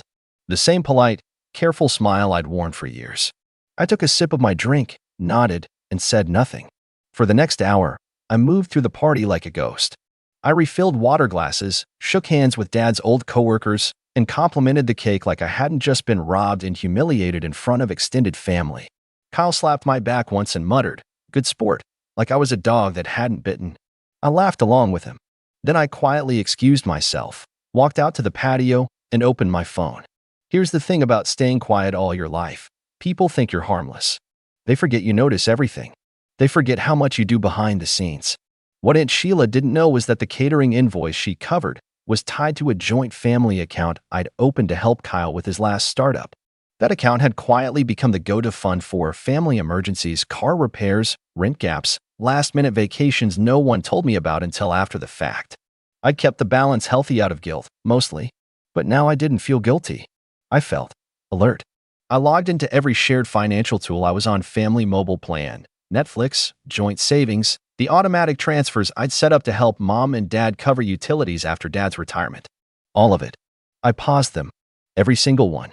Then I opened a different app, one connected to an account Sheila had co-signed for years ago, during a time she'd begged me to help her boost her credit for a loan. I'd forgotten I was still a co-owner. Apparently, so had she. The balance was healthy. It wouldn't be for long. With a few taps, I initiated the withdrawal and closed the account. There was a system, a very specific order I followed. Because if there's one thing fintech teaches you, it's how to cause a quiet collapse, one click at a time. By the time I walked back into the room, dessert was being served. No one noticed me slip my phone into my jacket. Kyle was laughing with his fiancée about something on her phone. And Sheila was holding court with a few of Dad's coworkers. I didn't say goodbye. I just walked out. Calm. Quiet. Predictable. 15 minutes later, I pulled into my driveway and parked. Through the silence, I imagined the scene back at the banquet hall, phones lighting up, confused faces, people frantically checking balances and calling each other. I walked inside, set my phone down, and just as I started to relax, came the knock at my front door. I'd barely taken off my jacket when the doorbell rang again, twice this time, more urgent. For a moment, I thought about ignoring it. Let them stew. But I've never been one for dramatics. At least, not the kind you see. So I opened the door. It was Kyle. His hair was slightly windswept like he'd run through a storm, though the sky was perfectly clear. His tie was loosened, and his expression flickered somewhere between confused and accusatory, like a kid who just realized the candy store closed early. Behind him, I could see Aunt Sheila's silver SUV idling at the curb, hazard lights blinking like a silent alarm. "Dude," he said, pushing the word out like it had weight. "What did you do?" I didn't say anything. I just raised my eyebrows, calm as ever. "Our cards are declining," he continued. "The accounts, mom and dad's utilities, my Venmo. What is going on?" I tilted my head slightly, keeping my voice soft. "Thought I'd take your advice." Kyle blinked. "What advice?" I smiled. "You said I should pay you back for existing. Consider us even." He gaped for a second, flailing in his brain like a fish on the line. "You're being ridiculous." That was a joke. She misunderstood. I leaned against the doorframe, folding my arms. She didn't misunderstand. She knew exactly what she was doing. And so did you. You've all been doing it for years. Tapping into my kindness like it was owed. Acting like I'm just the walking wallet who doesn't speak up. You know what's funny? I used to believe you. That keeping quiet meant I was being strong. But it really just made it easier for you to pretend I didn't exist unless you needed something. Kyle stepped forward, lowering his voice like we were suddenly co-conspirators. "Okay, look, maybe it was messed up. But you can't just shut everything down. This affects Dad. Mom, what about rent? Her prescriptions?" I sighed. "Don't start pulling the sympathy card now. You all made your choices. You wanted a party you couldn't afford? You got one. You wanted me to bankroll it and shut up about it? That part's over." Behind him, Sheila stepped out of the SUV, heels clicking like gunfire against the driveway. She looked like she was walking into a boardroom she was sure she'd win. "Daniel," she said in that syrupy tone she reserved for when she needed something. "Can we talk like adults? This tantrum isn't helping anyone." I actually laughed. "A tantrum? No, Sheila. You know what a tantrum is? Publicly announcing you took someone's bonus without asking. That was your tantrum. Mine is a quiet recalibration." She flinched at that word. Kyle opened his mouth, but I held up a hand. "You want things turned back on? Then here's what's going to happen. I want a full breakdown of every cent that's been pulled from those accounts in the last year. With receipts. I want Kyle off the utilities. I want Sheila to remove herself from any account where my name appears. I want full disengagement from all shared finances permanently. And I want an apology." Kyle scoffed. "That's insane. You're acting like this is some kind of movie." "No," I said, stepping forward just enough to make them both shut up. "I'm acting like someone who finally sees the pattern. And I'm done playing my part in it." Sheila folded her arms. "Fine. Be dramatic. But don't expect anyone to come running when you need help." I smiled. "I've been self-sufficient for 15 years. The only time I needed help was when I needed boundaries, and now I've got them. They stood there for a moment, hoping I'd flinch, hoping I'd apologize. When I didn't, Carl turned and muttered something under his breath as he stalked back toward the car. Sheila lingered just a second longer, gave me a look that tried to blend disappointment with superiority and failed at both, then followed him. The SUV drove off slowly, like they expected I might chase it down and beg them to forgive me. But I didn't. I just stood there on the porch, the night quiet around me. For the first time in years, the silence didn't feel like suffocation. It felt like control. Back inside, I poured myself a glass of water and sat down at my laptop. Notifications were still rolling in emails from banks, auto-replies from frozen accounts, and a few missed calls from Dad. I hadn't expected him to be the first to call, but there it was. I stared at the name on the screen for a long moment. Then I let it ring out. If he wanted to talk, we'd talk. But not tonight. Tonight, the house was quiet. My accounts were mine again. And for once, that was enough. But by the next morning, the real fallout would begin, and it would come from the one person I hadn't heard from yet, my mother. And she never stayed quiet for long. I woke the next morning to 5 missed calls and 2 voicemails. All from Mom. The first voicemail was from around midnight, short and clipped. "Daniel, call me when you get this. We need to talk." The second, left at 6:12 a.m., was longer. She didn't sound angry. That was worse. She sounded tired. Like someone who just realized the foundation under her house was starting to crack, and she wasn't sure if it was too late to fix it. "Danny, I don't know what's going on, but your brother and aunt are saying you shut everything down. The accounts, the transfers, even the grocery cards. I tried to buy insulin this morning, and the card declined. What's happening? Please call me." She ended it with a sigh. Not the guilt trip kind. The quiet kind. The kind you hear when someone finally realizes they're not the one in control anymore. I didn't call her back right away. Instead, I went for a walk. No music. No distractions. Just me, a hoodie, and a city that didn't know me well enough to expect anything. As I passed the corner bakery where I used to get coffee with Dad once a month, as one bonding gesture, I found myself thinking back to the first time I ever covered for Kyle. I was maybe 16. He'd skipped class and lied about it. I backed his story because he told me Mom would cry if she found out. Then it became helping him hide a parking ticket. Then rent money. Then co-signing a loan. The favors kept growing while the thank yous shrank. Eventually, they stopped altogether. They didn't see me as the helpful brother. They saw me as infrastructure. By the time I made it home, the group chat was blowing up. The family thread, usually filled with cringy memes from my uncle and pictures of Sheila's overcooked dinners, was now a war zone. Messages flying in every few minutes. Kyle texted, "Hope you're happy. Mom couldn't even pick up her meds today. Real power move, bro." And Sheila texted, "You've made your point. Now undo it." Mom texted, "Can we please just talk without you punishing everyone? You're scaring people." Uncle Ron texted, "What did you do to the accounts?" "The gas bill bounced this morning." I didn't respond. Not yet. Instead, I sent a private message. Just one. To Mom. "I'll call you at 2 p.m. Be alone. No Kyle. No Sheila. If you can't do that, we don't talk." She read it immediately. I saw the typing dots blink on and off for a solid 2 minutes before she finally replied, "Okay." At exactly 2 p.m., I called. She answered on the first ring. "Daniel." Her voice was soft, but there was something brittle underneath. "Hi, Mom." There was a pause. Then she said, "This isn't you. You're not cruel." That stung. Not because it wasn't expected, but because it sounded so familiar. The way she skipped over everything that led up to this. The way she turned consequences into cruelty. I didn't bite. "I'm not being cruel," I said calmly. "I'm setting boundaries. There's a difference. You cut off my prescriptions." "No," I said. "Kyle linked your prescriptions to a joint card I own and fund. Without asking me. I didn't cut you off. I took back what's mine." She didn't speak for a few seconds. I could practically hear the gears turning. "You've never drawn lines before," she finally said. "Maybe that's the problem," I replied. "Maybe you all got too comfortable with me not having any." "Don't you think this is extreme?" she asked. "We're your family. We don't always get it right. But, Mom," I cut in, more firmly than I ever had in my life, "do you know how they found out about my bonus?" She hesitated. Then, quietly, "Kyle saw something on your laptop during Thanksgiving. I guess he told Sheila. So he snooped through my files while pretending to watch a movie in my apartment?" Silence. "Did you know?" I asked. More silence. Mom, I didn't stop him, she finally whispered. I thought it was harmless. There it was. I sat with that for a second. Let it wrap around me like a cold blanket. My mother, who'd once told me I was her quiet strength, had let my brother root through my finances like a raccoon in the pantry. Because she thought it was harmless.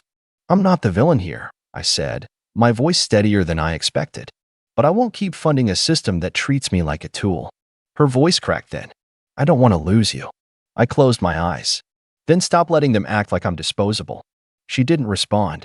I'm willing to help, I added. But from now on, it's on my terms. I'll give you a prepaid card for your prescriptions.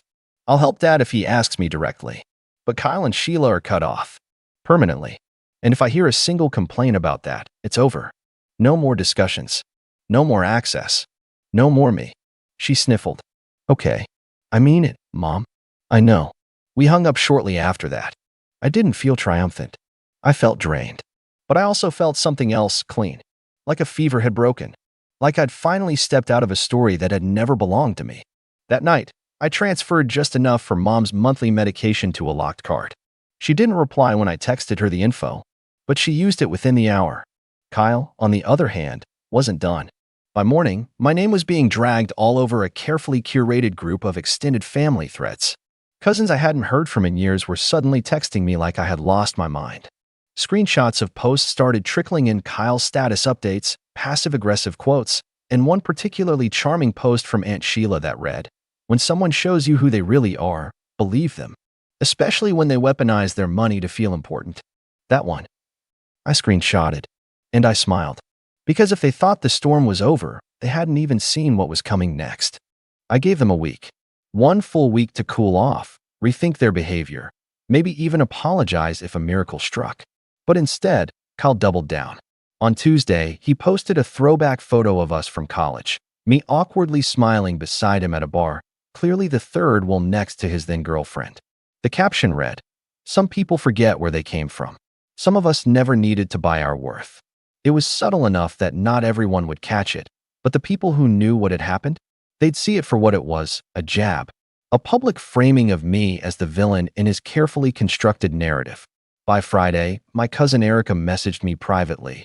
"Hey, not trying to pick sides, but it's getting uncomfortable. Sheila's telling people you stole money from the family. Kyle said you went behind everyone's back and wiped out accounts that weren't even yours." I didn't reply. I didn't defend myself. I'd learned something in the last few weeks. Trying to explain yourself to people committed to misunderstanding you is a waste of energy. Instead, I gathered receipts, screenshots, account statements, timeline logs, a full paper trail of who spent what, when, and where, dating back over a year.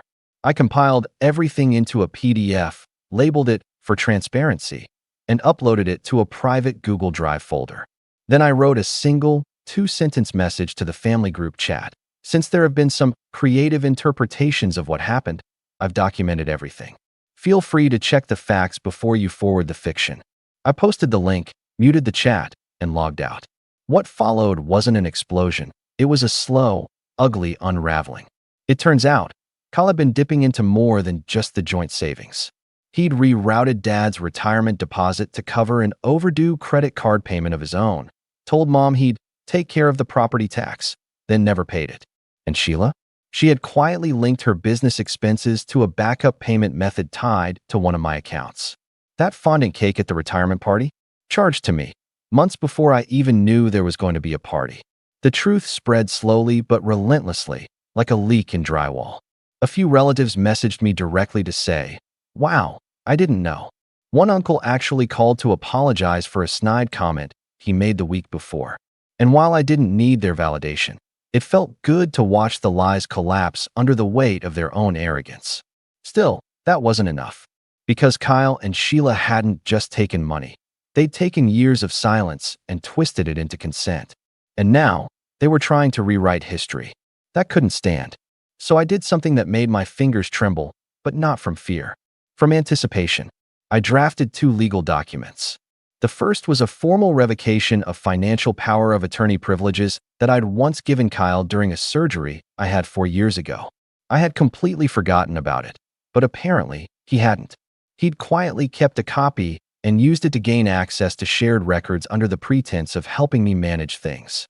The second was a notice to Sheila, demanding repayment of unauthorized business charges totaling just over $4,200. I included timestamps, screenshots, and my lawyer's letterhead, courtesy of a former college roommate now working in corporate compliance. The notice gave her 30 days to respond, or I'd escalate it through civil court.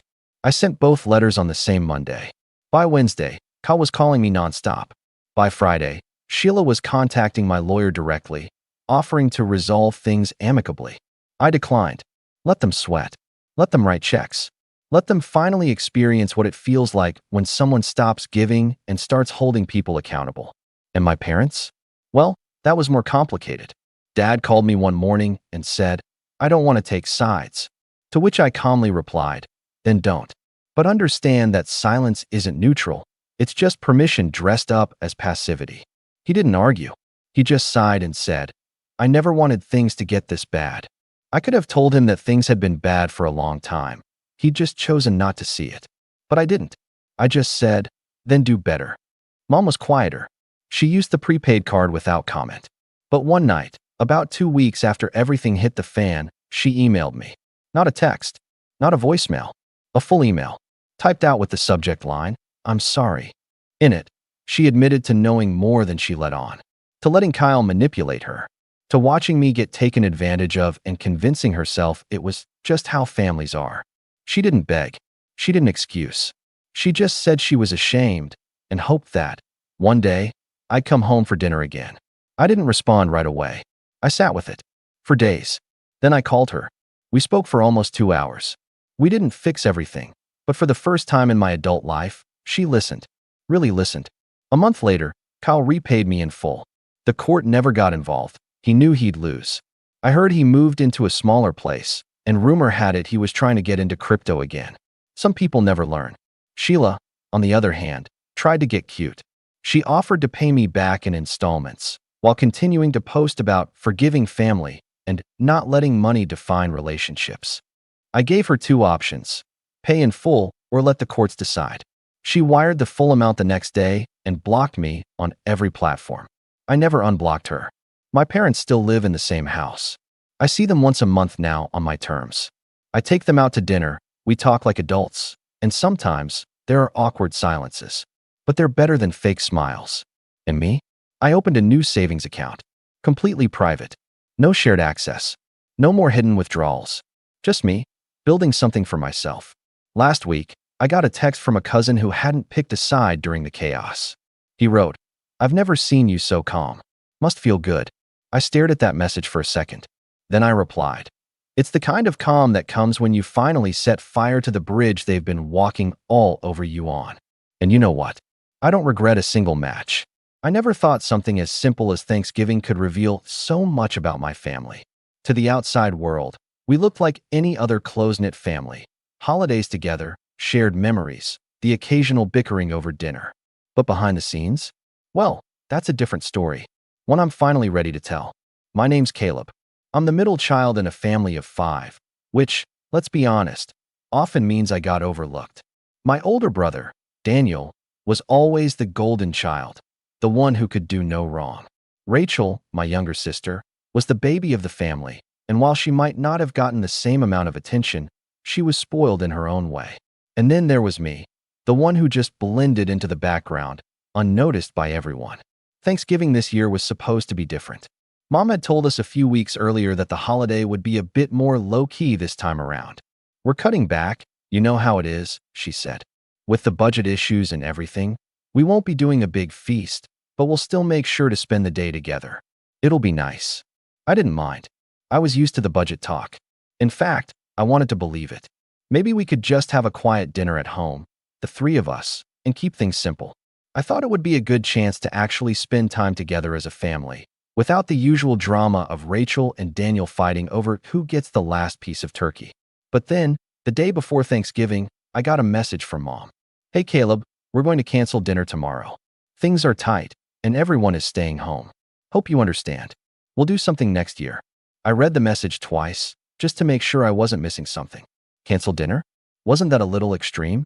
I mean, sure, money was tight, but we've had rough years before, and it was never a reason to just skip the holiday.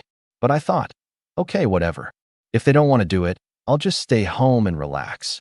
I didn't think much of it after that, but as the evening rolled in, something about the whole situation felt off. Maybe it was because I knew how much Mom had loved Thanksgiving in the past. Maybe it was the odd way she worded the message, like she was trying to make sure I wouldn't question it. The next morning, I woke up to find my phone buzzing. Instagram. Rachel had posted a picture of a beautifully laid out dinner table. Candles, turkey, the works. The caption read, "So thankful for this family, red heart," and tagged Mom, Dad, and Daniel. My heart sank. I froze, staring at the picture, trying to make sense of what I was seeing. Rachel had been at Thanksgiving, a beautiful, perfect Thanksgiving dinner. Just like that. I didn't even think twice. I grabbed my jacket, slipped my shoes on, and drove over to Rachel's house. I wasn't sure what I was going to do, but I had to know. Was this a mistake? Had I been left out again? Were they trying to make me feel like I wasn't part of the family? I arrived at her house about 20 minutes later. The car in the driveway? Mom's. The one next to it? Daniel's. They were all there. The whole family, gathered around, pretending they had canceled Thanksgiving for me, when in reality, they'd gone ahead without me. I walked up to the front door, my hands clenched into fists. I knocked, the sound echoing louder than it should have. Rachel opened the door, smiling like she had no idea what I'd seen. "Oh, hey, Caleb. Come on in." Her voice sounded too cheerful, too forced. I stood there for a second, trying to gather myself. I could feel my pulse racing, but I refused to let them see that I was upset. "Hey," I said, my voice steady. "I thought you all weren't celebrating Thanksgiving this year." Her smile faltered, just for a moment. "What do you mean?" she asked, her eyes darting away from mine. I stepped inside, my gaze sweeping over the grand spread of food. The table was full. There was turkey, mashed potatoes, stuffing, green beans, and pies. I could smell the richness of it all in the air. This wasn't a simple dinner. This was the kind of meal you only had when everything was perfect. I took a slow breath, staring at the feast. Then I turned to Rachel, who was still standing by the door. Mom texted me. She said Thanksgiving was canceled because of budget issues. Everyone was staying home, I said calmly. But it doesn't look like that's what happened here. Rachel blinked a few times, her mouth opening and closing as if she was trying to find the right words. But nothing came out. "Where is everyone?" I asked, trying to keep my voice even. She hesitated, then gestured to the living room, where Mom and Dad were sitting on the couch, chatting. Daniel was already at the table, digging into his plate of food. I walked in, my eyes never leaving Rachel. She stood there, watching me as I made my way toward the couch. "Hey, Mom," I said, forcing a smile, though my stomach churned. "I thought we weren't doing anything for Thanksgiving this year." Mom looked up from her plate, a flash of guilt crossing her face before she quickly masked it with a smile. "Oh, Caleb, sweetheart," she said in her sweetest tone, "we just couldn't cancel this year. You know how it is. We wanted to do something special for Daniel and Rachel." The words stung like a slap in the face. "So, you all just decided to go ahead and have this without me, huh?" She blinked, her eyes widening slightly, but she tried to laugh it off. "It's not like that. We just thought you were too busy with work and didn't want to come. You know, with everything going on." I could feel my heart pounding in my chest, but I kept my voice steady. "Right. I see. I guess I didn't realize that family only counts if you're the right kind of family member, huh?" I heard Daniel snort from the table, and my eyes snapped to him. "What's so funny?" He shrugged, a smirk tugging at his lips. "Nothing, just the usual drama." Mom shot him a glare, but she didn't speak up. I wasn't going to let this go. I couldn't. "So," I said slowly, my eyes locking onto hers, "you decided to cancel Thanksgiving for me, but then went ahead and did it anyway without even telling me. Was I really that much of an inconvenience?" Mom's smile faltered, and for the first time, I saw her try to mask the guilt. "It wasn't like that at all, Caleb. We didn't want to hurt your feelings." I stared at her, my mind racing. How could they do this to me? All the lies, the manipulation, the way they'd made me feel like I was some afterthought? But I wasn't going to cry. I wasn't going to make this easy for them. "I get it now," I said, turning around to leave. "You don't want me here, but at least be honest about it next time." And just before I stepped out the door, I heard Rachel call after me. "Caleb, wait." But I didn't turn around. And that was only the beginning. I didn't look back when I walked out the door. Honestly, I didn't even know where I was going at that point. I just needed air, space, to think. It wasn't just about Thanksgiving anymore. It wasn't just about being left out of a family dinner. It was the lies, the manipulation, the way they'd always acted like my time, my presence, wasn't worth as much as anyone else's. As I drove home, I could feel the weight of everything crashing down on me. I had been there for them for so long, helping with bills when Dad's work had slowed down, babysitting Rachel's kids every time she needed a break. I'd even taken out a loan to buy Mom and Dad the car they'd been eyeing for months, something they desperately needed since their old one was falling apart. They had been talking about it for a while, and I thought it would be a good way to show them I cared. But that day, as I sat in my car, the harsh reality of what they had done hit me like a punch to the gut. The car, no, the gift, suddenly felt like a mistake. Why should I continue helping people who so clearly didn't care about me? It was like I was invisible to them unless they needed something. And this Thanksgiving fiasco? It wasn't the first time they'd made me feel small. I made a decision right there. I wasn't going to buy that car anymore. I was done playing the role of the obedient son, the one who cleaned up their messes, the one they could always count on when things got tough. They could figure it out on their own for once. I picked up my phone and sent a text to the dealership. I had put a down payment on the car, but they hadn't processed the full paperwork yet. Cancel the order. I'm no longer interested in purchasing the car. I stared at the screen for a moment, the finality of it sinking in. It felt good, liberating even. For the first time, I felt like I was taking control of my life. They would have to figure things out like everyone else. The next day, Mom called me. I'd been expecting it. My phone lit up with her name, and I let it ring a few times before answering. "Caleb," she said, her voice softer than it had been when I'd left the night before. "What's going on? I haven't heard from you since yesterday." I didn't want to let my emotions get the best of me, but I could feel the anger rising in my chest. "Oh, nothing much. Just thinking about things." There was a pause on the other end. I could hear her breathing, like she was trying to figure out how to handle this. "I know things were a little tense last night, but we didn't mean to hurt your feelings. It's just that you're so busy all the time. We thought it was better not to make you feel guilty." I clenched my jaw. "So you lied to me. You made me think we were all staying home. You didn't even invite me." "I'm not stupid, Mom." She hesitated again, like she was going to explain herself, but then the conversation took a turn I wasn't expecting. "Caleb, about the car. What's going on? We heard you canceled it." I could feel my stomach drop. "So, they'd heard already?" "Yeah, I did," I said, trying to keep my tone even. "I don't think I want to buy it anymore." There was a long silence. Then she asked, "Why?" I wanted to tell her everything. The lies, the manipulation, how it felt like I was always the last option, the person they went to when everyone else turned their backs on them. But I couldn't bring myself to say it. "Not yet. I don't think it's the right time," I said instead, my voice cold. She didn't buy it. I could hear the sharpness in her tone when she responded. "You're not going to do this now, are you? After everything we've done for you?" I could feel the anger bubbling up, but I held it in. I had made a choice, and now I had to stick to it. "I'm sorry, but I think it's better this way." Mom's voice cracked just slightly as she said, "You really don't want to help us anymore, do you?" I wasn't sure if I was more hurt or angry. It was like she was using guilt to manipulate me again, the same way she'd always done, but I wasn't falling for it. "No, I don't," I said, surprising even myself with the finality in my voice. "I'm done." There was another silence, but this one felt different. This one was heavy. When she spoke again, it wasn't the motherly, sweet tone she always used. It was sharper, more demanding. "You can't just throw everything away like this, Caleb. You owe us. We're family." I took a deep breath, trying to keep my composure. "I'm sorry, but I can't keep pretending everything's okay. You never asked if I wanted to be part of the family. You just expected me to be there when you needed me. And I'm done with it." The line went silent again, and for a moment, I thought she was going to hang up on me. But then, just as I was about to say something else, I heard her voice. "Fine, don't help us. But don't expect us to be there for you when you need something either." I almost laughed at that. "I guess we'll see, won't we?" And with that, I hung up the phone. I was done.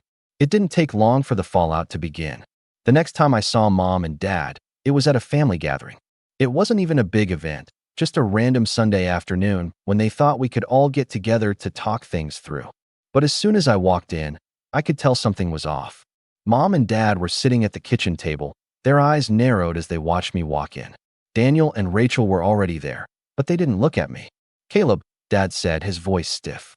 "We need to talk." I didn't sit down. Instead, I stood by the door, arms crossed. "What is there to talk about?" Mom's voice was tight. "You've really let us down this time, Caleb. We thought you were the responsible one. We thought you understood family." I raised an eyebrow. "That's rich coming from you." Rachel scoffed from the side. "Don't start, Caleb. You're the one who's being dramatic." "You should have told us what was really going on, Caleb," Daniel added, his voice dripping with annoyance. "But no, you had to make everything about you." I felt my blood start to boil. How was I the one being selfish here? It wasn't me who had canceled the Thanksgiving dinner and lied about it. I didn't think I had to explain myself, I said, my tone icy. "But if you want the truth, I'm tired of being the one who cleans up your messes. I'm done being the fallback. I'm done." Mom's face twisted with something between guilt and anger. "You're being unreasonable." "I don't think so," I said. "You just don't like it when I stand up for myself, do you?" "Don't make this harder than it has to be," she snapped. "You'll regret this, Caleb. You're throwing everything away." "Everything." "I'm not throwing anything away," I said. "I'm just deciding to stop giving when I get nothing in return. But you'll figure that out when it's too late." And just like that, the walls between us were solidified. The days that followed felt like walking through thick fog. Every time I picked up my phone, there were missed calls, voicemails, and texts from Mom and Dad. They were desperate to get me back on their side, desperate to undo what I'd done. But the more they tried, the more I realized just how much they depended on me for their comfort, their stability. And I wasn't going to let that guilt trip me into returning to the same toxic pattern. One evening, a few days after that uncomfortable gathering at their house, I got a text from Mom. "We're so sorry, Caleb. We've been under a lot of stress lately. We just wanted to keep things simple. Can we talk?" I didn't respond. I stared at the text for what felt like an eternity, my thumb hovering over the keyboard. What was there to say? They hadn't changed. They never would. But still, the familiar pang of guilt twisted in my stomach. I'd always been the one to hold the family together, the one who kept things from falling apart. But now, standing firm in my decision, I ignored that nagging voice. The next morning, Mom showed up at my door. I wasn't surprised. It was their way of breaking down my walls, forcing me to see their side. She had a way of making her problems feel like mine, wrapping them up in a way that made me feel like I owed her an explanation. I opened the door, my arms crossed. "What's going on?" She looked tired and small. She forced a smile. "I just wanted to come and talk. I know you're upset, but we can work through this. Please, Caleb. We're your family. We need you." I couldn't believe how easily she slid into her victim role, but I didn't let it show. "You need me? Is that how you see it?" Her eyes welled up. "You've always been the one who understood, Caleb. You were the one I could count on when everything else fell apart. But now you're shutting me out, and I don't understand why." The words stung, but I couldn't let her win this time. "Maybe it's because you've never really seen me. You've always used me, my time, my money, my effort, like I'm just supposed to drop everything when you need something. I'm tired of being your safety net, Mom." She wiped her eyes, a slow tear sliding down her cheek. "Please, Caleb. I'm not trying to use you. I don't know how to handle everything anymore. The bills, your dad's health. It's too much for me. I just want things to be like they were. I miss my son." I almost gave in. I could see it, the desperation, the fear of losing me. It was all right there, in the way she clung to her words, in the way she made everything sound like it was falling apart without me. But I had to remind myself of what I had already seen. The games, the manipulation, the way they always made me feel like I was the one who had to hold it all together. "No, Mom," I said, shaking my head. "You don't get it. This isn't about me. It's about you and the way you treat me. You only see me when it's convenient for you. I'm not just your backup plan anymore. I can't be." Her expression faltered. I could tell it hurt her, but I couldn't care anymore. This wasn't about fixing her. This was about fixing me. But she didn't back off. Instead, she tried a different tactic. "Please, Caleb. You know we've always taken care of you. And now, when we need you most, you're turning your back on us. Is this really how you want things to be?" It wasn't lost on me that the "we've always taken care of you" line was the same one she had always used when she needed me to bend. It was a guilt trap, a way to make me feel like I owed them, even though I was the one who'd been there through thick and thin. And then, just when I thought she couldn't pull out any more stops, she dropped the bomb. "Your dad, he's really struggling, Caleb. The doctors said he might need surgery soon. He's not doing well. Don't you want to be there for him? That hit harder than I thought it would. The guilt started creeping in. Dad's health wasn't something I could ignore, and the thought of him going through something serious without me there. I didn't want to be that person. I didn't want to be the one who wasn't there when they needed me most. But then I remembered. They had lied. They had lied to me about Thanksgiving, about everything. They didn't care about my feelings, not really. They wanted me to do their bidding, and I couldn't fall into that trap again. I took a deep breath. I'm not going to keep sacrificing myself for you, Mom. Not like this. I've been through this before, and I'm not doing it again. If you want to fix things, you're going to have to do it without me. Her face turned pale. She had nothing left to say, no more cards to play. Her hand had been exposed, and she knew it. She stood there for a moment, and for a second, I thought she might just break down and beg me to help. But she didn't. Instead, she straightened up, her posture stiffening. Fine, if that's what you want. Just don't come crying to me when you need something. Don't expect me to be there when you realize you've thrown everything away. I stared at her, my chest tight. I already made my decision. With that, she turned and walked away. But before she left, she gave me one last look, one last, desperate glance, as if she were hoping I'd change my mind. I didn't. The days after that felt like I was walking a tightrope, balancing between the guilt of cutting ties and the relief of finally standing up for myself. But it didn't take long for me to realize they weren't done yet. A few days later, Rachel called me. Caleb, you've really screwed things up. Mom and Dad are in pieces right now. You're breaking their hearts. Are you really going to keep pushing them away? I couldn't help but roll my eyes. Rachel, you know exactly what's going on. You've always been part of this. You've watched it happen. But I'm done. I'm not their backup anymore. Don't you dare hang this over us, Rachel snapped. They've always been there for you. You can't just throw everything away because you're mad about Thanksgiving. I'm not just mad about Thanksgiving, Rachel, I said, my voice firm. I'm done being manipulated. You don't get to treat me like I'm nothing and then expect me to show up when it's convenient for you. She was silent for a moment, probably taken aback by my tone. You're making a huge mistake, Caleb. Just wait. You'll see. And I did. I saw exactly what was coming next. They weren't going to give up so easily. The desperation would only get worse, and I wasn't sure I was ready for it. But I had made my choice. I wasn't turning back. Not this time. The next few weeks were a blur of texts, calls, and unexpected visits from family members. Everyone had an opinion. Everyone had something to say about my decision, but none of them really understood what it was like to always be the one holding everything together. It was exhausting. They had all expected me to just keep coming back, to fold when things got tough. But I wasn't going to. It was a cold Saturday afternoon when Mom showed up at my door again. I wasn't surprised to see her. She had this way of just showing up, no warning, no preparation. It was like she thought if she kept pushing, I'd eventually give in. I opened the door, and for a moment, neither of us said anything. I could see it in her eyes, this strange mix of anger, hurt, and something else, desperation. She took a deep breath and spoke, her voice cracking slightly. I can't do this, Caleb. I can't keep pretending like everything's fine. Your dad's health is getting worse, and I don't know what I'm supposed to do anymore. I'm sorry. I know we've messed up, but you're my son. I need you. It felt like a punch to the gut. The old me would have folded. The old me would have rushed to comfort her, to fix everything. But I wasn't that person anymore. Mom, I began, my voice steady, I can't keep sacrificing myself just because you need me. I've been doing it my whole life, and I can't anymore. You say you need me, but you're not seeing what's best for me. You never have. She stayed silent, letting the weight of my words settle in the air between us. Finally, she stepped back, her shoulders slumping. So, this is it? You're really going to leave us like this? I didn't answer right away. The silence stretched between us, heavy with everything that had led up to this moment. It was clear. There was no going back, not this time. I'm not leaving you, Mom, I said quietly.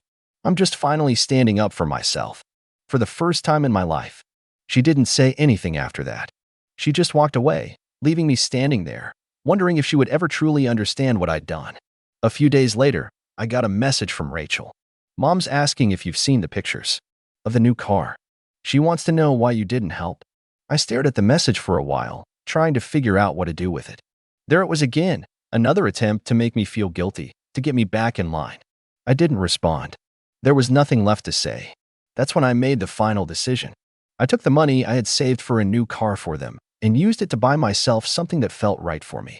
It wasn't a luxury car, nothing too flashy. But it was mine, something I could be proud of, something that didn't feel like I was bending to their will. It was my way of taking back control.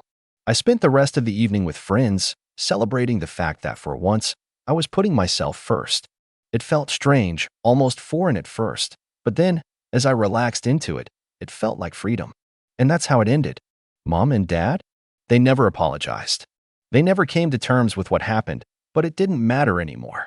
I had set boundaries, and though they weren't happy about it, I wasn't going to let their anger or disappointment control me any longer.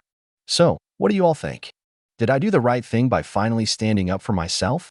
Or should I have tried harder to work things out with them? I'm curious to hear your thoughts. I never thought I'd be the kind of guy to walk away from his own family mid-vacation, but when I saw what they really thought of me, written out, word for word, in their own group chat, something in me just broke. I'm not talking about some silly inside joke or harmless teasing. I'm talking about betrayal with a smirk, dressed up as sarcasm, layered under years of resentment they never had the guts to say out loud. And the worst part? I paid for everything. The rental house, the flights, the meals, the gas, the excursions, every stupid matching hoodie, all of it. I shelled out over $5,000 thinking I was doing something kind, something memorable. I thought I was helping us reconnect. I thought I was finally being seen. Turns out, I was just giving them new material to laugh at. My name's Noah.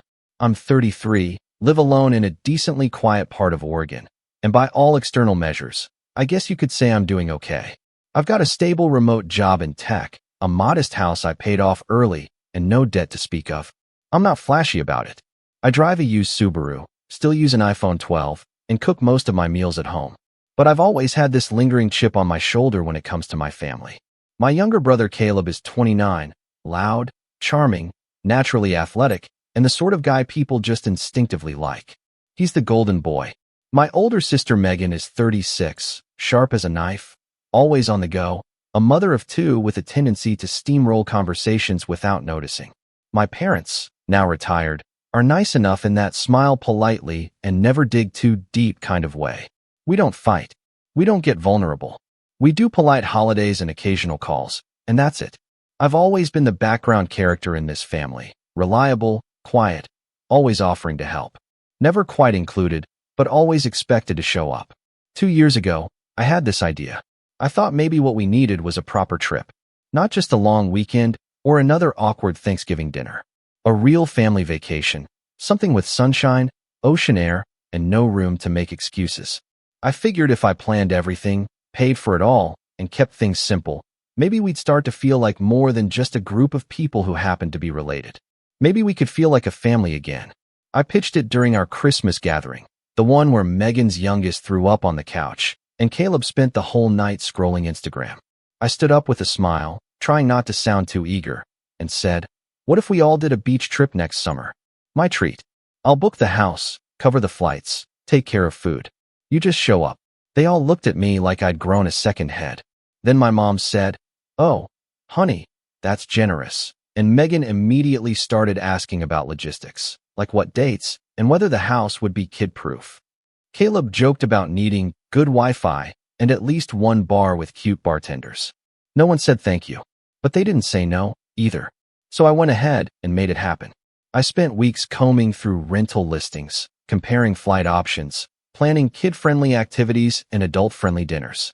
I rented a big house on the coast in California, walking distance from the beach, with a hot tub and enough rooms for everyone. I booked flights, rental cars, even reserved a local seafood place for our first night. I made sure there were snacks for the kids, drinks for the adults, and groceries for breakfasts. I paid the deposits up front and sent everyone detailed itineraries in a shared Google Drive. Megan didn't open it. Caleb said, "Sick," and then disappeared for 3 weeks. But again, no one said no. When the trip finally came around, I was nervous, more than I wanted to admit. I landed early and picked everyone up from the airport, smiling like some overeager Airbnb host. Megan looked exhausted, juggling 2 car seats and snapping at her husband.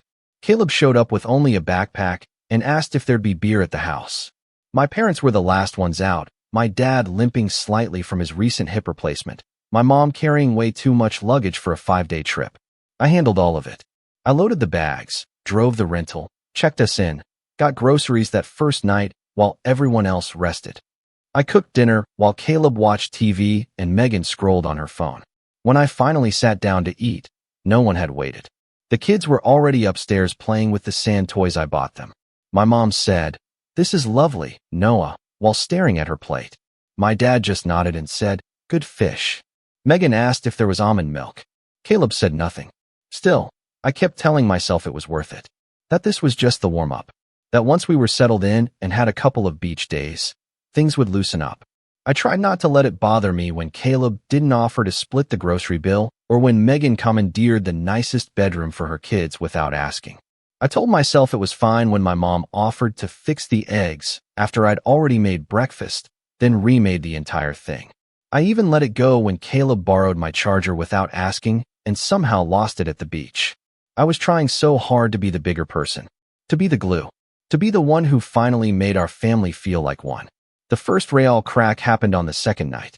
We were sitting on the patio after dinner, the one meal we all ate together without someone getting up halfway through, and Caleb was scrolling his phone, snickering to himself. Megan was helping her daughter with a puzzle, and my mom was sipping wine, staring at the ocean. Caleb looked up, grinned, and said, "Man, some people really think money buys connection, huh?" I looked at him, confused. "What do you mean?" I asked. He shrugged. "Just saying. It's funny how some folks think booking a house makes them a hero or something." Megan chuckled, not looking up. "Well, better than doing nothing, I guess," she said. My stomach turned. I wanted to ask if they were talking about me, but I didn't. I just laughed along and told myself I was being paranoid. That night, after everyone went to bed, I sat in the living room, scrolling through pictures I'd taken of the day, the kids building a sandcastle, my dad dozing off under an umbrella, Megan laughing at something her husband said. I felt this strange, aching warmth. Like maybe all the effort was finally worth something. Maybe they'd remember this. Maybe they'd see me differently. I was still smiling when Caleb came down the stairs, yawning and holding his phone. "Hey, man, my phone's dead," he said. "Mind if I borrow yours to call Amber?" His on-again, off-again girlfriend, I assumed. I handed it over without hesitation. "Sure," I said. "Lock code's 2007. He nodded, called her, paced the patio for a few minutes, then came back inside. "Thanks," he said, tossing it gently on the couch. I picked it up after he left and saw that a bunch of apps were still open. Texts, GroupMe, Instagram. I went to close them out. That's when I saw it. A group chat titled FamJam, Noah Free. I paused. The name stung. My thumb hovered. I told myself not to look, that I was probably misunderstanding, that maybe it was an old thread from college. But my name was right there. A new message at the top. From Megan. I tapped it open. What I saw made my face go cold. The first message that popped up was from Megan. "Did you see how he laid out all the beach towels like we're staying at a resort?" Followed by a laughing emoji. Then Caleb. "Bro thinks he's some kind of dad now, just waiting for him to schedule a family bonding circle after dinner." Megan again. All this just to feel included. It's kind of sad if you think about it. And this one physically hurt, my mom. Well, at least he's trying. Some people express love with money, I guess. My dad didn't comment, but he left a thumbs-up reaction. A thumbs up, like he approved. I kept scrolling. There were pages and pages of this stuff. Every little thing I'd done had been twisted into a punchline.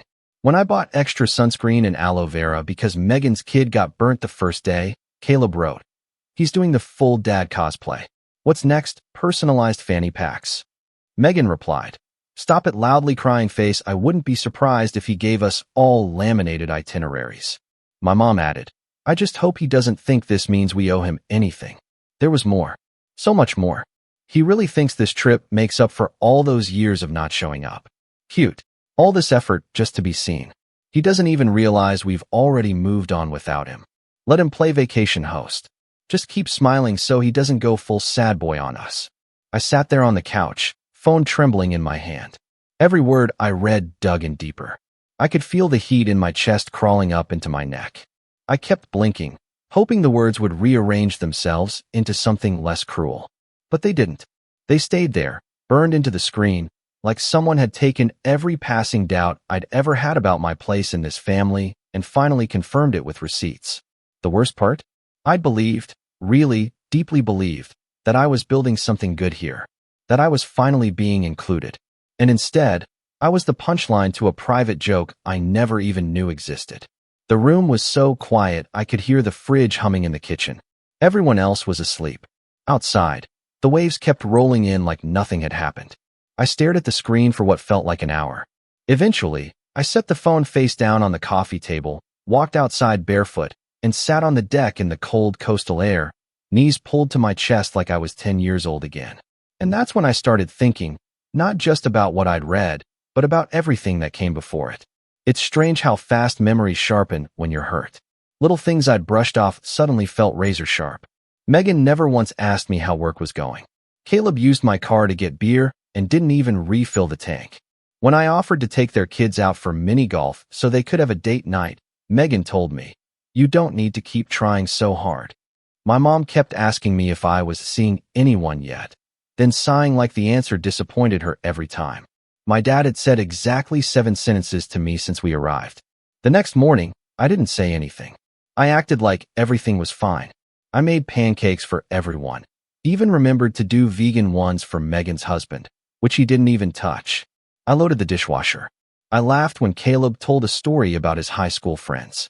I helped my dad down to the beach and set up the umbrella. All the while, I kept thinking, they have no idea I know. But once the illusion cracks, it doesn't uncrack. Everything started feeling performative, brittle. Like we were all actors in some clumsy play where I was the fool dressed in generosity. On day 3, things really tipped. That morning, I was walking back from a coffee run. Yes, for everyone, with their orders noted in my phone, when I overheard Caleb on the phone. He was on the patio, pacing, talking low. I slowed my steps just enough to hear, staying behind the half-closed sliding door. "She's already said we can crash at her place in LA after this," he was saying. "Honestly, thank God, dude. I'm losing my mind with Mr. Cruise Director. If I have to sit through one more of his family moments, I'm gonna puke." A pause. Then a chuckle. "Nah, he paid for everything. Flights, house, food, all him.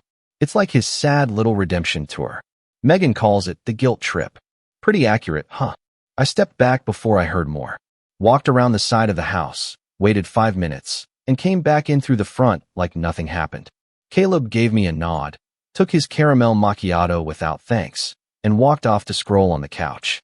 The rest of the day felt like I was watching a slow-motion collapse. Every comment, every glance, every moment of silence echoed louder.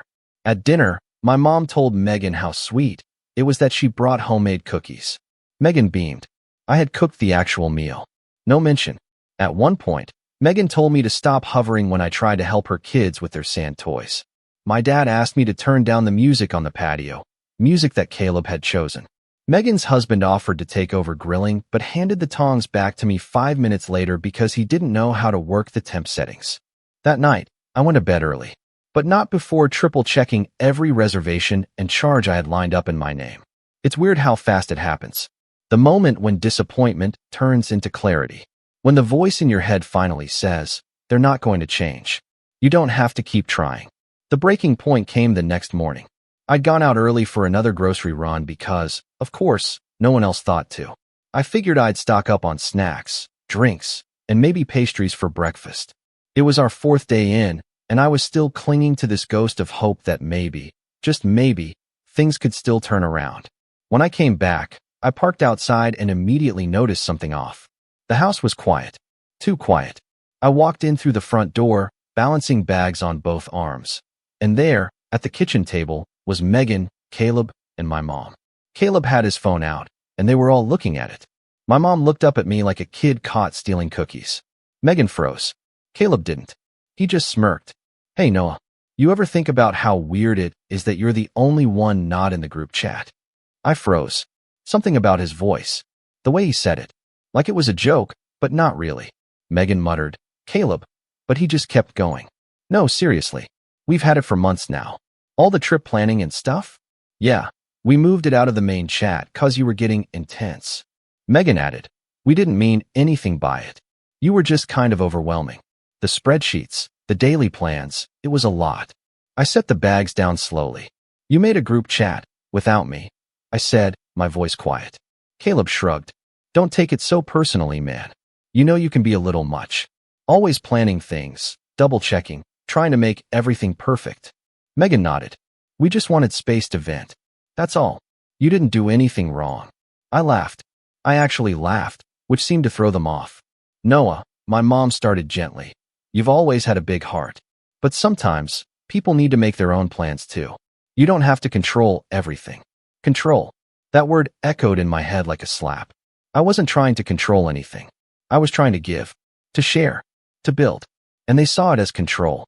That's when Caleb, sweet, always charming Caleb, delivered the final punch. Look, he said, standing up. You don't have to keep buying our love, bro. We're family. You don't need to pay for everything just to be included. Something snapped in me. I didn't yell. I didn't cry. I just stood there and stared at them. These people I'd bent over backwards for. People I thought I loved. People who thought love was something I was trying to purchase. And in that quiet moment, something shifted. I calmly picked up my phone, opened the airline app, booked the earliest flight back home. Then I opened every reservation in my name. Rental cars, excursions, dinner bookings, even the theme park tickets for the kids. And I canceled every single one. But I didn't say anything. Not yet. I had one more thing to do. I didn't sleep that night.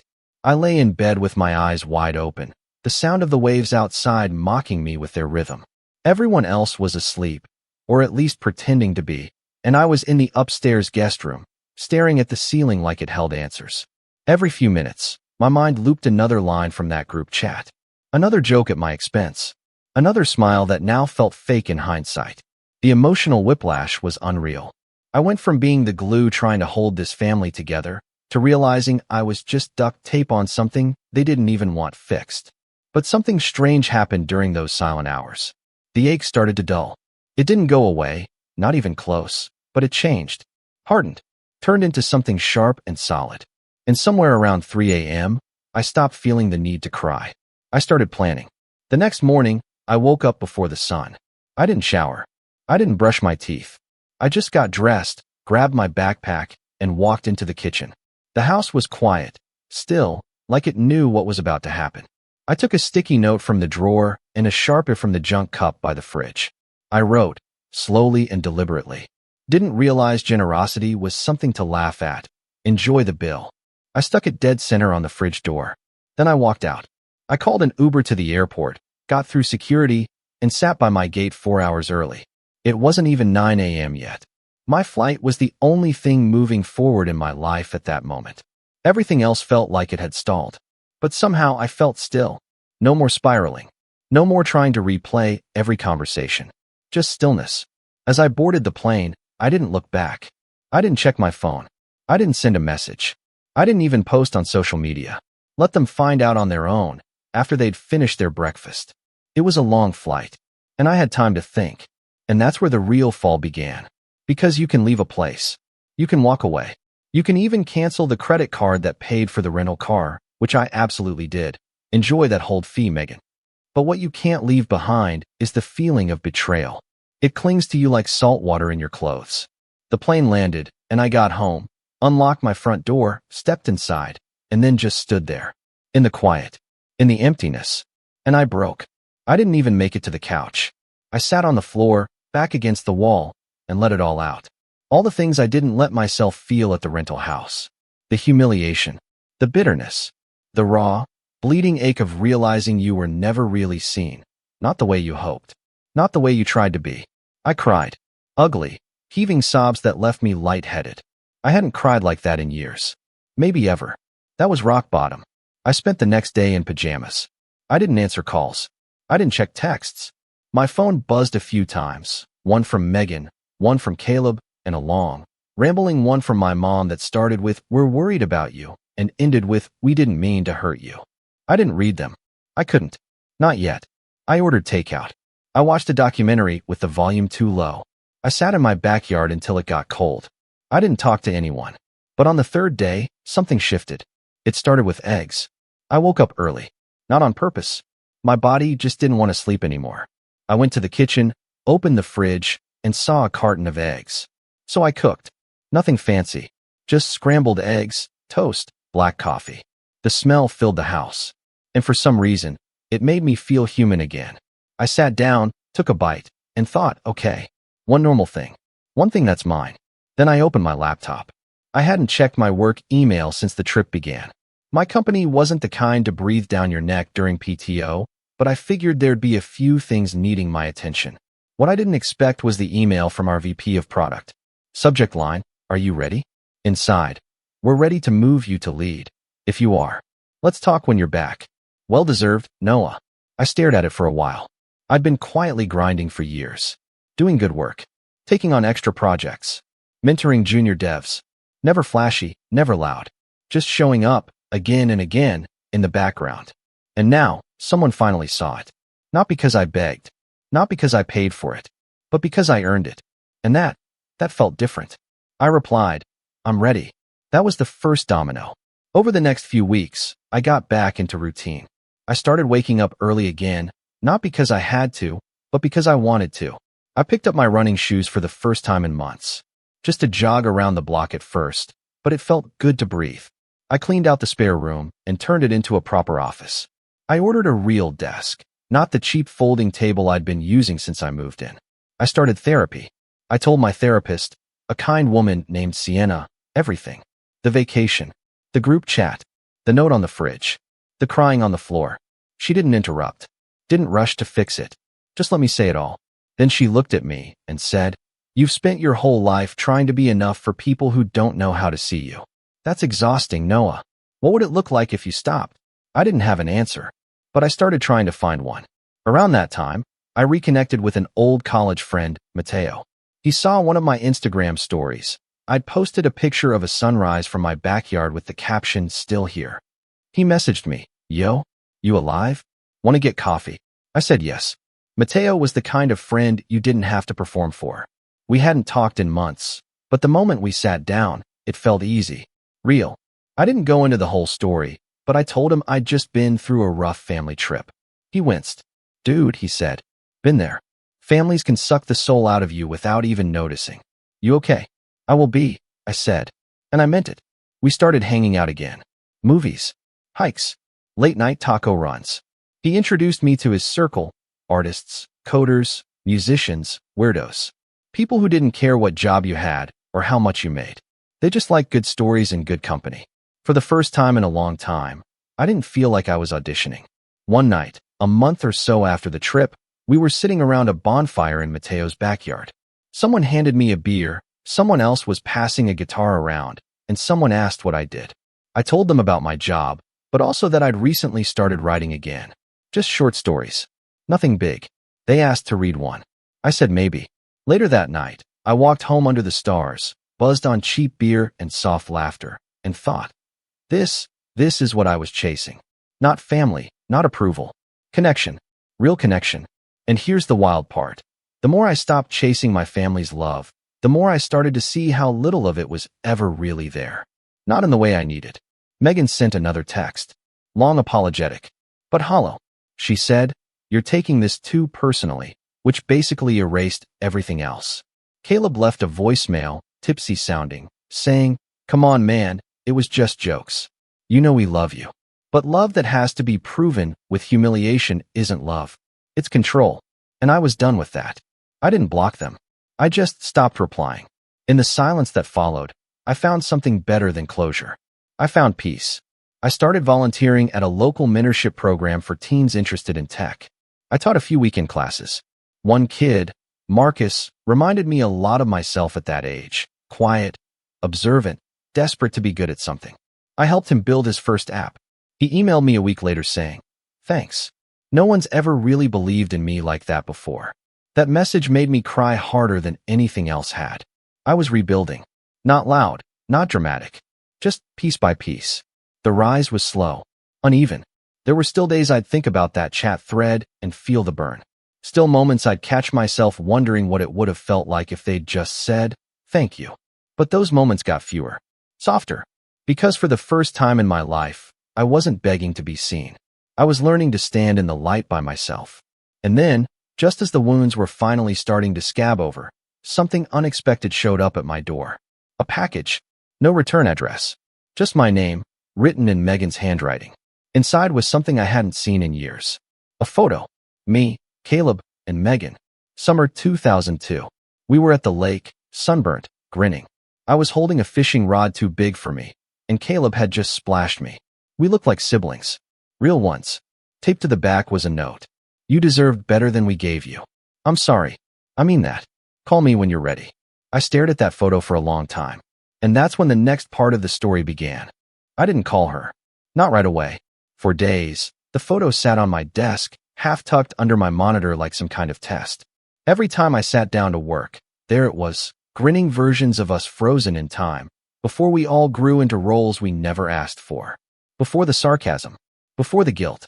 Before the realization that being family didn't mean being kind. Her note haunted me. You deserved better than we gave you. Part of me wanted to believe it. Desperately. That maybe this was the turning point. That Megan had finally stepped off her high horse and looked around. But the smarter part, the part that had been ignored at every dinner table, brushed off at every holiday, quietly ridiculed in every group chat, told me to be cautious. She hadn't said we were wrong. She hadn't said we're sorry for laughing at your kindness.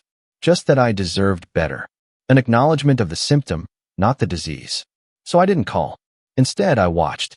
Because when someone shows you who they are, you start noticing the ways they always were. It started with Caleb. A week after the package arrived, Mateo sent me a screenshot. He and I had stayed close. Closer than ever, really, and we'd started bouncing ideas off each other for a side project, a mentorship platform for first-gen tech kids. A proper, scalable one. Not just volunteer shifts, but a startup with teeth. The screenshot was of Caleb's Instagram story. He was in LA, shirtless on a rooftop pool, holding a glass of something obnoxiously orange. The caption? Some people buy vacations to feel loved. Others just live. I didn't need to wonder who he was talking about. I didn't respond. I didn't need to. Mateo already knew the backstory. Instead, I saved the screenshot. Later that night, I opened the group chat thread again. I hadn't touched it since the trip. It still hurt. That buzzing, acidic hurt that makes your ears warm and your teeth clench. But this time, I wasn't looking for pain. I was looking for patterns. And what I found was a goldmine. It was like they couldn't help themselves. Megan and Caleb, especially. Screenshots. Gossip. Petty jabs. They'd been mocking me for months before the trip. Long before the towels and spreadsheets. They called it the Noah Project. Megan even made a meme at one point. A Photoshop picture of me holding a whiteboard with the caption, "How to win family affection in 3 easy payments." I read every message. Every LOL. Every "can you believe this?" Every sarcastic emoji. I took notes. Captured timestamps. Backed up the chat. And when I was done, I sat back and thought, all right, so this is what we're dealing with. This wasn't immaturity. This was entitlement. I didn't want revenge that looked like anger. I wanted precision. I wanted them to feel what I had felt, not in cruelty, but in clarity, to finally see the impact of their choices. And the best way to do that was to let them come to me. So I waited. A week after the package, Megan called. I didn't pick up. She called again 2 days later. Then Caleb texted, "Yo, Meg's trying to reach you. You good?" I ignored him too. Instead, I started digging. The more I pulled at the thread, the more it unraveled. Turns out, Caleb was between jobs. Again, his last contract gig dried up 2 months before the vacation. He was living with a friend in LA, hoping to land a podcast deal that hadn't materialized. He was broke, but you wouldn't know it from his feed. Megan was worse. On the surface, she looked like the picture of suburban efficiency, married with 2 kids, part-time copywriting job, homeowner. But behind the scenes, she was drowning. Her husband had lost his job last fall. They were 2 months behind on mortgage payments. Their car lease was up soon, and she was quietly trying to convince my parents to help just until things stabilize. None of this was my business, technically, but they had made me their business for years, laughing at my job, my home, my singleness, my quietness. Now they needed help, and I had leverage, not financial leverage. That's what they expected. What I had now was truth. The power to expose the version of themselves they thought no one saw. The chats, the comments, the jokes, and more importantly, the receipts of what I had done for them, quietly and without fanfare. But that wasn't my endgame. I didn't want to destroy them. I wanted them to see me. And nothing reveals character like the moment someone realizes they've burned the bridge they still need to cross. So I made a plan. First, I scheduled a dinner. A real one. Neutral location. I booked a cozy, quiet Italian place in town, and I sent a simple message to Megan, Caleb, and my parents. Dinner next Saturday. Just us. 7 p.m. My treat. Megan replied first. Really? Thank you. Then Caleb, free food? I'm there. My mom took longer, but finally sent.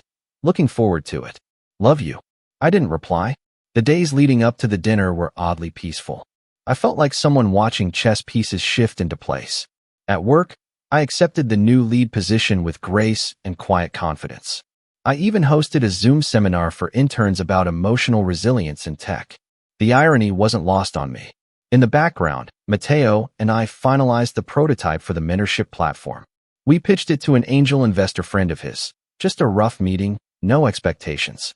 The guy loved it, asked for a full deck and roadmap. Suddenly, we were building something real. I spent the night before the dinner prepping. Not a speech, not a rant, just a collection of facts. I printed screenshots, timeline summaries, financial breakdowns, every booking from the vacation, labeled and color-coded. Not to shame, to show. Because these people lived in a fog of denial, and I was ready to part the clouds. The night of the dinner, I arrived early. The restaurant was dimly lit, all warm wood and soft jazz. I chose a round table near the back. Intimate, no distractions. I sat there with a folder in my bag and fire in my chest. They arrived together. Megan in a soft blue blouse, Caleb in a bomber jacket, my parents holding hands like they were walking into church. They smiled when they saw me. I didn't smile back. We sat. We ordered. Small talk started. The kids, the weather, some new show on Netflix. I let it happen. I let them settle. I let them pretend this was normal. Then, after the appetizers came, I reached into my bag. Before we eat, I said, there's something I need to share. They all looked at me, forks midair. I pulled out the folder, placed it on the table.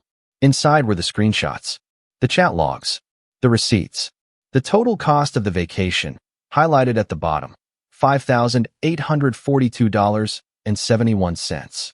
Silence. Caleb blinked. Megan's face drained of color. My mom looked confused. My dad looked tired. I found the group chat, I said calmly. All of it. The memes, the jokes, the comments about how I was trying to buy your love, the threads about me being overbearing, desperate, sad. Megan opened her mouth. I held up a hand. I'm not here to fight. I'm here to clarify. You don't have to love me. You don't have to appreciate me. But what you don't get to do is rewrite reality. I looked each of them in the eye. I paid for everything. Not because I wanted to feel needed, but because I thought, for a second, that this family might want to feel whole again. My voice cracked. Just slightly. Enough. And instead, you made me the villain of a vacation I built for you. You mocked me. Privately. Repeatedly. And then smiled to my face. Megan whispered, Noah, but I kept going. I'm not asking for anything. I'm not even mad anymore. But I needed you to see what you did. Not filtered through your intentions, but through your impact. Silence. And then, for the first time in my life, I watched them squirm. Caleb looked away. My mom stared at her lap. Megan's hands trembled. I leaned back, took a sip of water, and said, Enjoy the food. I'll be leaving before dessert. Then I stood up. I reached into my wallet, pulled out a prepaid gift card, and placed it on the table. Covers the bill, I said. So no one has to worry about me trying to buy love. And with that, I walked out. But that was only the beginning. What came after, the messages, the fallout, the final reckoning, is something you're going to want to hear. I thought walking out of that restaurant would be the end of it. I pictured it so clearly. A quiet exit, the sound of my footsteps down the hallway, the click of the door as I left my family in stunned silence behind me. No one chasing me into the parking lot. No teary apology. Just them, finally staring at the reflection they'd spent years avoiding, and me, free at last. And in a way, that was the end of trying. But not the end of the story. Because people like Megan and Caleb don't know how to sit with silence.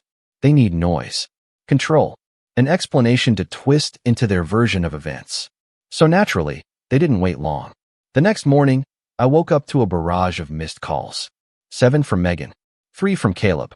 A message from my mom that started with, I don't understand why you had to humiliate us like that, and ended with, this isn't how family behaves.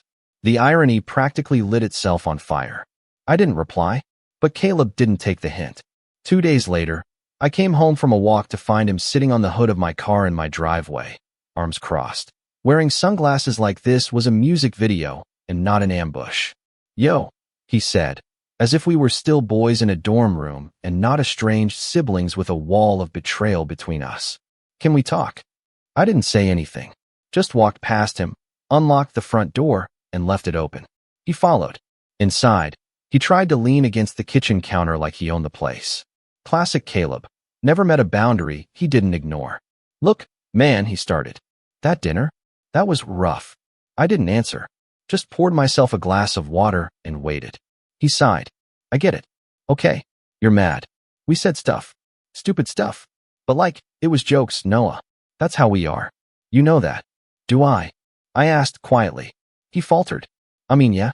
We razz each other all the time." "You call it razzying," I said. "But no one else got a private group chat. No one else got edited memes. You didn't make fun of Megan for planning her kids' birthday parties. You didn't call mom desperate for baking casseroles. Just me. Just the guy trying to make it easier for everyone." He ran a hand through his hair. "We didn't mean for it to get that far. Honestly, I didn't think you'd take it like that." "That's the problem," I said. "You never think. Not about how your words land. Not about who you hurt. It's always just jokes with you, Caleb. But the punchline is always at someone else's expense." He went quiet. Then, after a beat, he said, "Well, I came to ask a favor." And there it was. The real reason. I didn't even blink. "What do you need?" He shifted. "So, I'm kinda in between gigs right now. I was supposed to get into this creator house deal. You know, content stuff, networking, whatever. But they pulled out. And I'm trying to keep my podcast going, but I need gear. New mic, editing suite, laptop.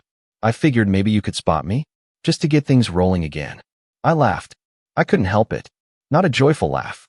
A hollow one. The kind you give when you realize the person in front of you has no shame. "You want me to fund your podcast?" I said.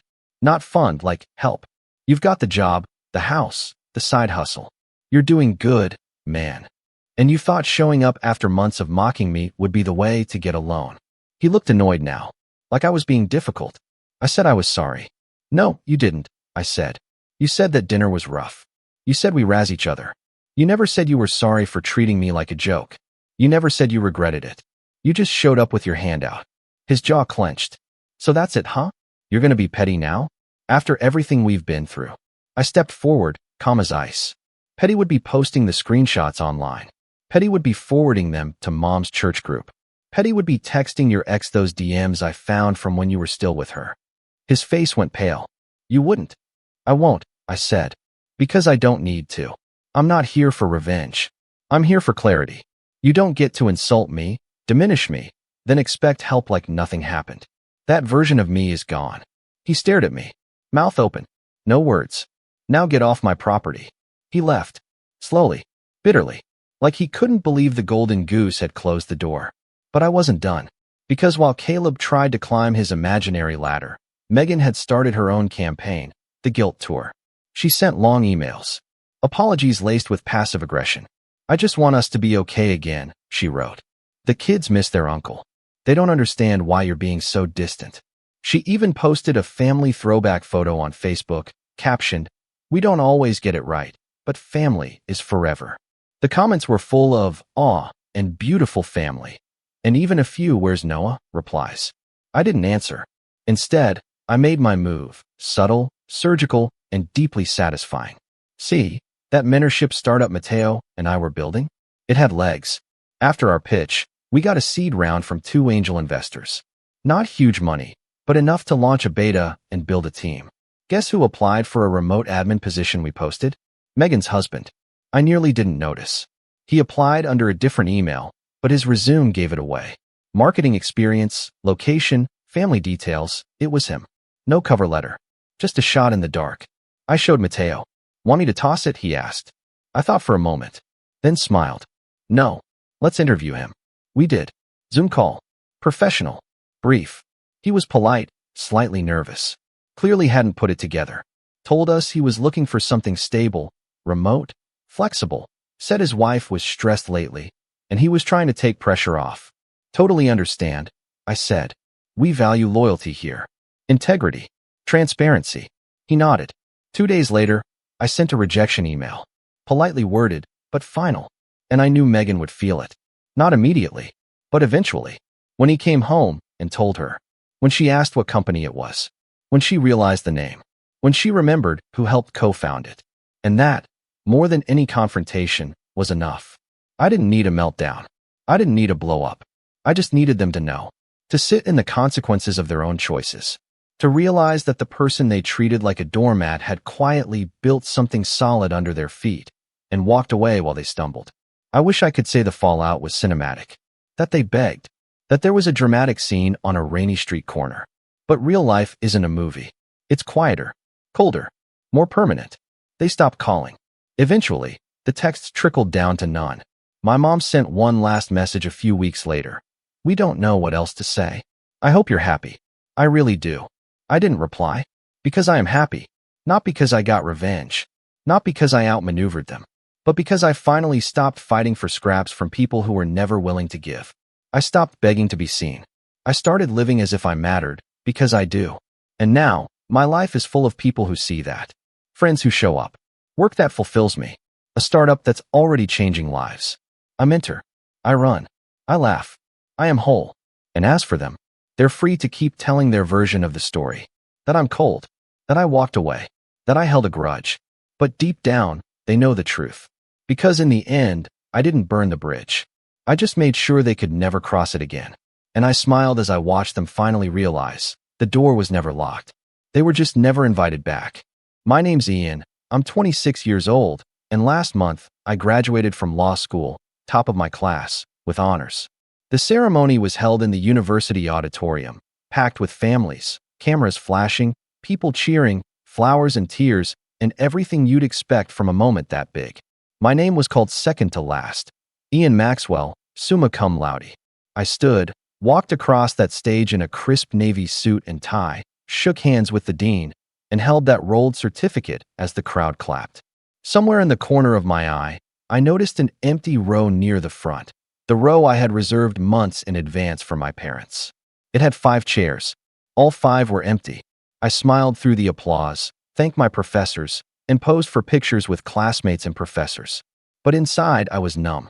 Because I already knew they wouldn't come. I had called my mom the week before to confirm, and she'd said casually, "Oh, honey, your dad and I were thinking we might skip it. Your brother's got that big launch party for his startup the same weekend, remember? We thought that was a bit more relevant." Her words hung in the air like smoke, vague, dismissive, and laced with that usual tone of hers, like my achievements were fine, but not impressive. Not compared to Nathan. Nathan's younger than me by 2 years. He dropped out of college his sophomore year to pursue innovation, which mostly meant hanging out with rich kids from Instagram and working on a pitch deck for an app that I'm still not sure does anything. My parents have always believed in him, passionately, blindly, obnoxiously. Every time I came home during undergrad or law school, it was Nathan this, Nathan that. Your brother got featured on a podcast. Nathan just met with a venture capitalist from San Francisco. Nathan's team is flying to Austin for a startup incubator. Never mind the fact that he's burned through 2 investor rounds, hasn't made $1 in profit, and still lives at home rent-free while driving the Audi my parents co-signed. Meanwhile, I worked through law school, bartending on weekends, tutoring undergrads during final season, pulling late nights studying case law, while eating ramen in a 1-bedroom apartment I could barely afford. I didn't complain. I didn't have time to. I just worked. I earned scholarships, made the dean's list every semester, and landed an internship at one of the best firms in the state before I even graduated. But all that barely registered with my family. When I told them I'd gotten a clerkship with Judge Harrow, my mom said, "Is that like being his assistant?" And when I passed the bar the first time I took it, my dad just texted back a thumbs-up emoji. That was it. So, when graduation day came and they didn't show, I wasn't surprised. I was hurt, but I wasn't surprised. What had surprised me was the fact that they didn't even text. Not a single call. No, good job, Ian. No, we're proud of you. Not even a week. Sorry we couldn't make it. I stood there under the golden lights of that auditorium, watching classmates wrap their arms around their moms and dads, feeling a weird cocktail of resentment and resignation. Then I walked out, alone, got into my car, and drove home in silence. A few days later, I mailed thank you cards to everyone who had supported me, my professors, my study group friends, even my landlord, who let me pay rent late 3 times last year without charging fees. I didn't send anything to my family, not out of spite, but because I figured, what was the point? Then the bar results came out. I didn't tell anyone in my family. Not my parents. Not Nathan. Not my aunt. I didn't post it on social media. I didn't share it in the family group chat, which was still somehow always buzzing with updates about Nathan's vision or pictures of his dog with captions like CEO vibes. Instead, I told my mentor at the firm, who smiled and clapped me on the back and said, "Welcome aboard, counselor." And then, this was the part that caught me off guard. He called his friend at the New York Herald, who wrote a small feature article on the best performing bar candidates of the year. My name was there. My photo. My GPA. A quote about perseverance. It even mentioned my scholarship record and the fact that I'd landed a federal clerkship straight out of school. I didn't send it to anyone in my family, but someone else did. A week after the article came out, I was in the middle of boxing up books in my apartment, getting ready to move into a new place downtown. The firm had offered to cover my first 6 months when I heard a knock at the door. I opened it to find my dad standing there, in a windbreaker, khakis, holding a folded newspaper in one hand. His face looked tight, like he wasn't sure how to start the conversation. It had been months since we'd seen each other in person. He held up the paper. It was the Herald article. My photo was circled in red ink. I didn't say anything. I just leaned against the doorframe. "Why didn't you tell us?" he said. His voice wasn't angry. It was confused, like he genuinely didn't understand why I wouldn't share the biggest moment of my life with him. Like he'd forgotten every time they'd made me feel invisible. Like the last 20 years hadn't happened. I just nodded toward the paper. "Go ahead," I said. "Read the headline." He looked down. Ian Maxwell, first-gen student and top bar scorer, joins prestigious firm after beating the odds. He blinked. "First gen? You're not." I cut him off. "You never showed up, Dad. Not for this. Not for anything. So maybe the odds weren't the only thing I had to beat." His mouth opened slightly, like he was going to say something, defend himself, maybe, but then he just closed it again. I watched the realization sink in. Watched him realize this wasn't just about missing a ceremony. This was about a lifetime of choosing Nathan, of downplaying everything I did, of letting me carry the weight of the world while they rolled out the red carpet for someone who never carried anything but ego. Before he could speak again, my phone buzzed on the kitchen counter. I turned and walked inside to answer it. I didn't invite him in. I didn't close the door, either. I just let him stand there. The call was from the firm. I picked it up with a calm voice, my eyes still watching the doorway. "Hey, yeah. Sorry, just handling something. I'll be there Monday morning. Thanks again." When I turned back, he was still standing there, but his shoulders were slumped. He looked older than I remembered. Smaller. He opened his mouth again, and that's when I realized he wasn't there to argue or justify. He was searching for the version of me that used to bend, the kid who'd soften when Dad got that disappointed look, the son who used to crave a pat on the back, no matter how late or undeserved it was. But that version of me didn't live here anymore. I waited for him to say whatever he thought might fix things. Something rehearsed. Some variation of "we're proud" or "we didn't know it meant that much." Instead, what came out was, "Your mom didn't mean it like that." About Nathan's launch.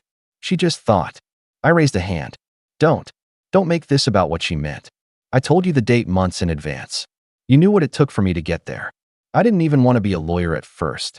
I did it because I thought maybe, just maybe, if I followed all the right steps, I'd finally matter to you.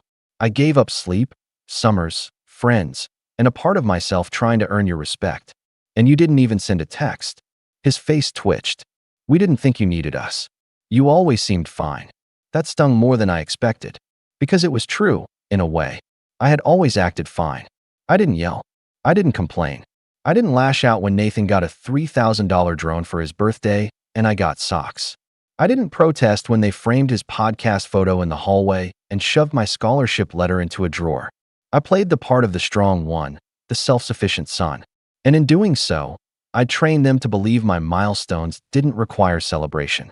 But now, I was done playing that role. "I needed you," I said. "I just stopped expecting you." We stood there, in that odd silence that settles when a truth has been laid bare and neither side knows what comes next. He looked down at the paper again, then at me, And for the first time in a long time, I saw something break behind his eyes. Not sadness exactly, more like guilt layered over shock. Like he'd stumbled into a mirror and hadn't liked what he saw. Then he said, "Your brother, he's been having a rough time with the app. Some investors pulled out. He's been staying in his room more lately." We thought. Of course you thought about him. I cut in.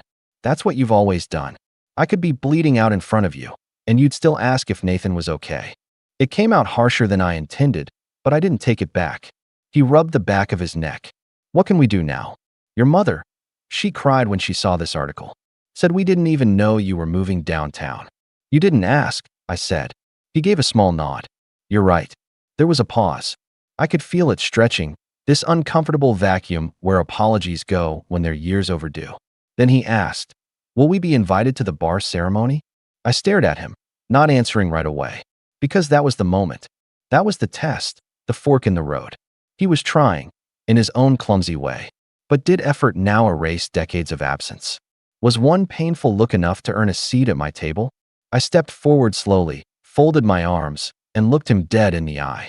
"You remember when I was 12, and I got that citywide writing award?" He nodded slowly. "Sure. You wrote about the Constitution. And I came home waving that certificate. What did you say?" His eyes dropped. I said, "That's cute. Nathan built a go-kart."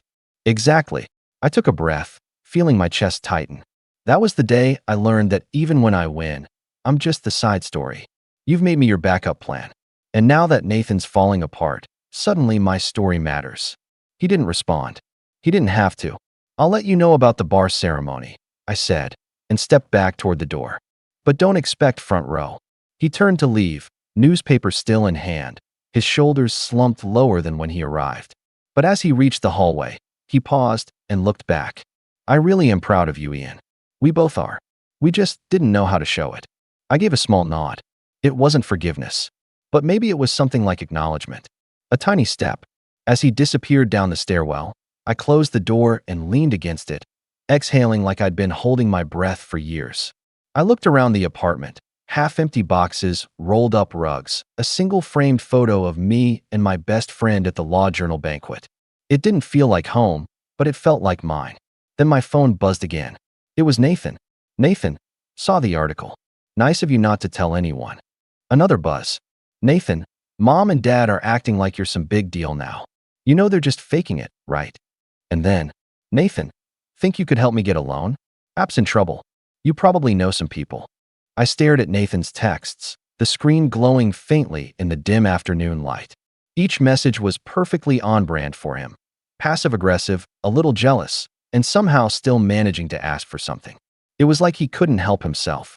Even in the middle of his so-called rough patch, he found a way to turn my moment into his opportunity. I didn't respond. Not yet. I put the phone down on the table next to a half-unpacked box labeled books. Keep. My mind was spinning, not just with what he said, but how fast it had all shifted. One article in a city paper, and suddenly the family I'd been invisible to for years wanted in. First my dad at my door, now Nathan in my messages. What next? My mom calling with crocodile tears and a guilt trip. I walked to the window and looked down at the street. A food truck was parked on the curb, and a line of people waited, chatting in the summer heat. Life was going on as normal. But inside me, everything felt unsettled. Like I was teetering between who I used to be, the kid who would have replied to Nathan with a nervous, "Sure, I'll see what I can do," and the man I was finally becoming, who knew how much he was worth and didn't need their approval anymore. But still, it was Nathan, my little brother. And as much as I hated it, there was a part of me that still wanted to protect him. Not for his sake, but for the sake of that memory lodged in my brain, of us building Lego cities on the living room carpet when we were 7 and 5, before favoritism and disappointment took root. I picked up the phone again, read his messages once more. And then, almost like a reflex, I checked the family group chat. The one I had muted months ago. It was flooded with pictures from his launch party last weekend. Sleek lighting, rented furniture, some catered setup with sliders and mocktails, a massive poster of the app's logo in the background. My parents were in every photo, beaming like proud sponsors. One caption read, "So proud of our boy for chasing his dreams." I wasn't mentioned once. Funny, I don't remember seeing a single picture of them at my graduation. My phone buzzed again. Nathan, you there? Then again, 2 seconds later. Nathan, if you don't want to help, just say so. No need to ghost me. I rolled my eyes. Classic. Before I could type anything, another name flashed across the top of my screen. Incoming call, Mom. Of course. I let it ring 3 times before answering. I didn't say hello. I just let her speak first. Oh, honey, she said, putting on that voice. The one she always used when she knew she was in the wrong, but didn't want to admit it outright. We just saw the article. Why didn't you tell us? I kept my tone flat. You said it wasn't a big deal. There was a pause, then a nervous laugh. Well, you know I didn't mean it like that. It's just, your brother's event was already booked, and your dad thought we should split up, but you didn't come. That's what matters. Another pause. Your father was so moved by what you said earlier, she went on, trying to steer the conversation. He didn't tell me everything, but he said you seemed upset. I was upset, I replied. You've missed every important moment of my life, Mom. Every one. And when I finally made it, when I had a whole row saved for you, you chose to celebrate a failed app launch instead. That's not fair, she said, but her voice had lost its certainty. Nathan needed us. I needed you too, I said. You just didn't notice. Silence on the line. Then, we're proud of you, Ian. We really are. Your father and I, we've been talking. We want to come to your bar admission ceremony. Front row. We'll even bring flowers. Don't bother with flowers, I said. That's not what this is about. Another pause. I could almost hear her trying to figure out what would be enough. But this wasn't a puzzle she could solve with a gesture. Not anymore. I also heard Nathan reached out, she added after a beat. He's struggling. You know how much pressure he's under. If there's anyone who could help him, it's you. There it was. The real reason for the call. Let me guess, I said slowly. He wants me to talk to someone at the firm, or one of our clients, or give him some legal edge. He just needs a little guidance, she replied carefully. A connection, something to keep the momentum going. Right, I muttered. So I do the work, he gets the reward. Again, that's not fair, she repeated. Neither was growing up in your house. I didn't wait for a reply. I ended the call, set my phone down, and walked to the bathroom to splash water on my face. When I looked in the mirror, I didn't see a bitter man. I saw someone tired. Someone who had carried a quiet hurt for so long. It had calcified into strength. And that strength, it wasn't going to be handed away anymore. When I returned to my phone, Nathan had sent another message. Nathan, you don't have to say yes. Just don't act like you're better than us now. I let my thumbs hover over the keyboard. Then I started typing. But not to him. Not yet. Instead, I pulled up my calendar and added an event. Bar ceremony, confirm seat allocation. Then I drafted a short email to the clerk's office. Subject, guest list update. Message, hi, I'd like to update the seating arrangements for my bar ceremony. I'll only need 3 guest passes. The front row can remain open. I stared at it for a second, then hit send. My phone buzzed again. Nathan, still typing. But I didn't open it, because I'd already made my decision. And that's when the knock came at the door. A slow, deliberate knock. The knock came again, firmer this time. I felt that familiar weight in my chest, the heaviness I always got whenever my family was involved. I wiped my hands on a dish towel and walked over slowly, half expecting to see Nathan standing there, maybe with that half-cocked grin he used whenever he was in trouble, but thought charm could smooth it over. But it wasn't Nathan. It was my mom. She stood there in a navy blouse and heels, a little too polished for an unannounced visit, clutching a manila envelope to her chest like it was fragile. Her hair was swept back like it always was when she was trying to seem composed. Her lips curled into a soft, practiced smile, the same one she wore at church when she wanted people to think we were a perfect family. I hope it's okay I stopped by, she said, like I was a distant cousin she hadn't seen in years. I needed to see you. I opened the door just wide enough to let her in. She stepped inside, eyes darting to the boxes, the books stacked on the floor, the wall with only one framed photo. She didn't comment on any of it, just looked around like she was cataloging what kind of life I'd built without them. She sat down on the edge of the couch without being asked and rested the envelope on her knees. I want to talk to you, she said. Really talk. Not through texts or rushed phone calls. I've been thinking a lot since your dad came home the other day. I remained standing, arms crossed. She took a deep breath and didn't look at me when she spoke. When you were born, everything changed. You were our first. Your father was terrified and I I had no idea what I was doing. But from the moment I held you, I remember thinking, he's going to be something. Not just smart, you always were, but strong. Determined. I didn't say anything. I wasn't interested in nostalgia. I wanted the truth. She looked up. Her eyes were glassy. I thought if we pushed you, challenged you, kept you grounded, you'd thrive. And you did. But somewhere along the way, I stopped seeing you as someone who needed love, just someone who endured. And when Nathan came along, there it was. The pivot. He was so different. Sensitive. Fragile. We felt like we needed to protect him more. Give him a boost. I laughed under my breath. You gave him the whole ladder. She flinched. I know. I see that now. She placed the envelope on the table between us and slid it slightly toward me. What's that? I asked. It's everything we missed, she said softly. Photos of your awards I found in the back of the filing cabinet. Copies of your scholarship letters, the article from the Herald. I printed it out and highlighted the parts one didn't even know. There's even a little note from your third-grade teacher. Remember Mrs. Hanley? I didn't reach for the envelope. She continued. I also wrote you a letter. Not an email. A real one. I figured if you ever wanted to read it, you could. But I won't ask you to. Silence again. I didn't come here to ask you to forgive us. Or to help Nathan. Though I won't lie, he's in trouble. The app's failing, investors are pulling out, and he's scared. We're scared for him. I nodded slowly. And you thought maybe I'd rescue him. Again. No, she said, shaking her head. Not anymore. That's why I'm here. To tell you, we don't deserve your help. And if you decide to walk away from us, we'll deserve that too. She stood up and smoothed her blouse, suddenly looking smaller than I remembered. You've built something incredible, Ian. And we weren't there to see it. But I hope, someday you'll let us. She started walking toward the door, but paused with her hand on the knob. Your bar ceremony. If there's a seat in the back row, we'll take it. If not, we'll wait outside. Just to see you walk out with that certificate. She left without another word. And for a long time after the door clicked shut, I stood there in silence.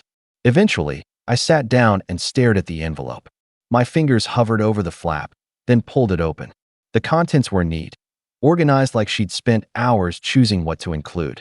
There was a photo of me at 14, holding up a trophy with a tired smile. A copy of my letter from the State Scholarship Board. A folded piece of red construction paper. A thank you note I'd written to my mom on Mother's Day when I was 8. She'd kept it. In the envelope was also a 6-page handwritten letter. I didn't read it right away. Instead, I grabbed my phone and finally opened Nathan's last message. Nathan, just forget it. I don't need anything from you. I typed back. Me. Good. Because I'm not offering. I didn't wait for a reply. I blocked the number. Not out of hatred, but because I needed space. He had always found a way to twist my success into his safety net. That was over now. A week later, the bar ceremony arrived. I wore the same navy suit from graduation, except this time, it felt different, like armor, not just clothing. The ceremony was formal, brief, filled with clapping and proud families. When my name was called, Ian Maxwell, admitted to the State Bar Association, I stood tall, walked across the stage, and shook hands with the presiding judge. The applause was loud, but I didn't search for it.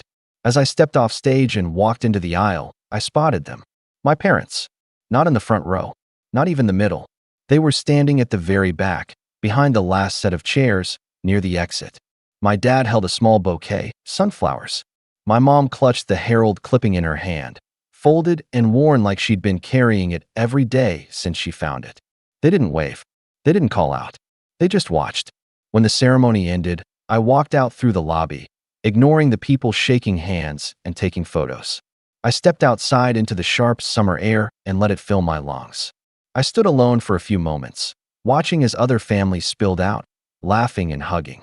Then I heard a voice behind me. Counselor. It was Judge Harrow, the man I was set to clerk for. He extended his hand. Impressive work today. Looking forward to having you on board.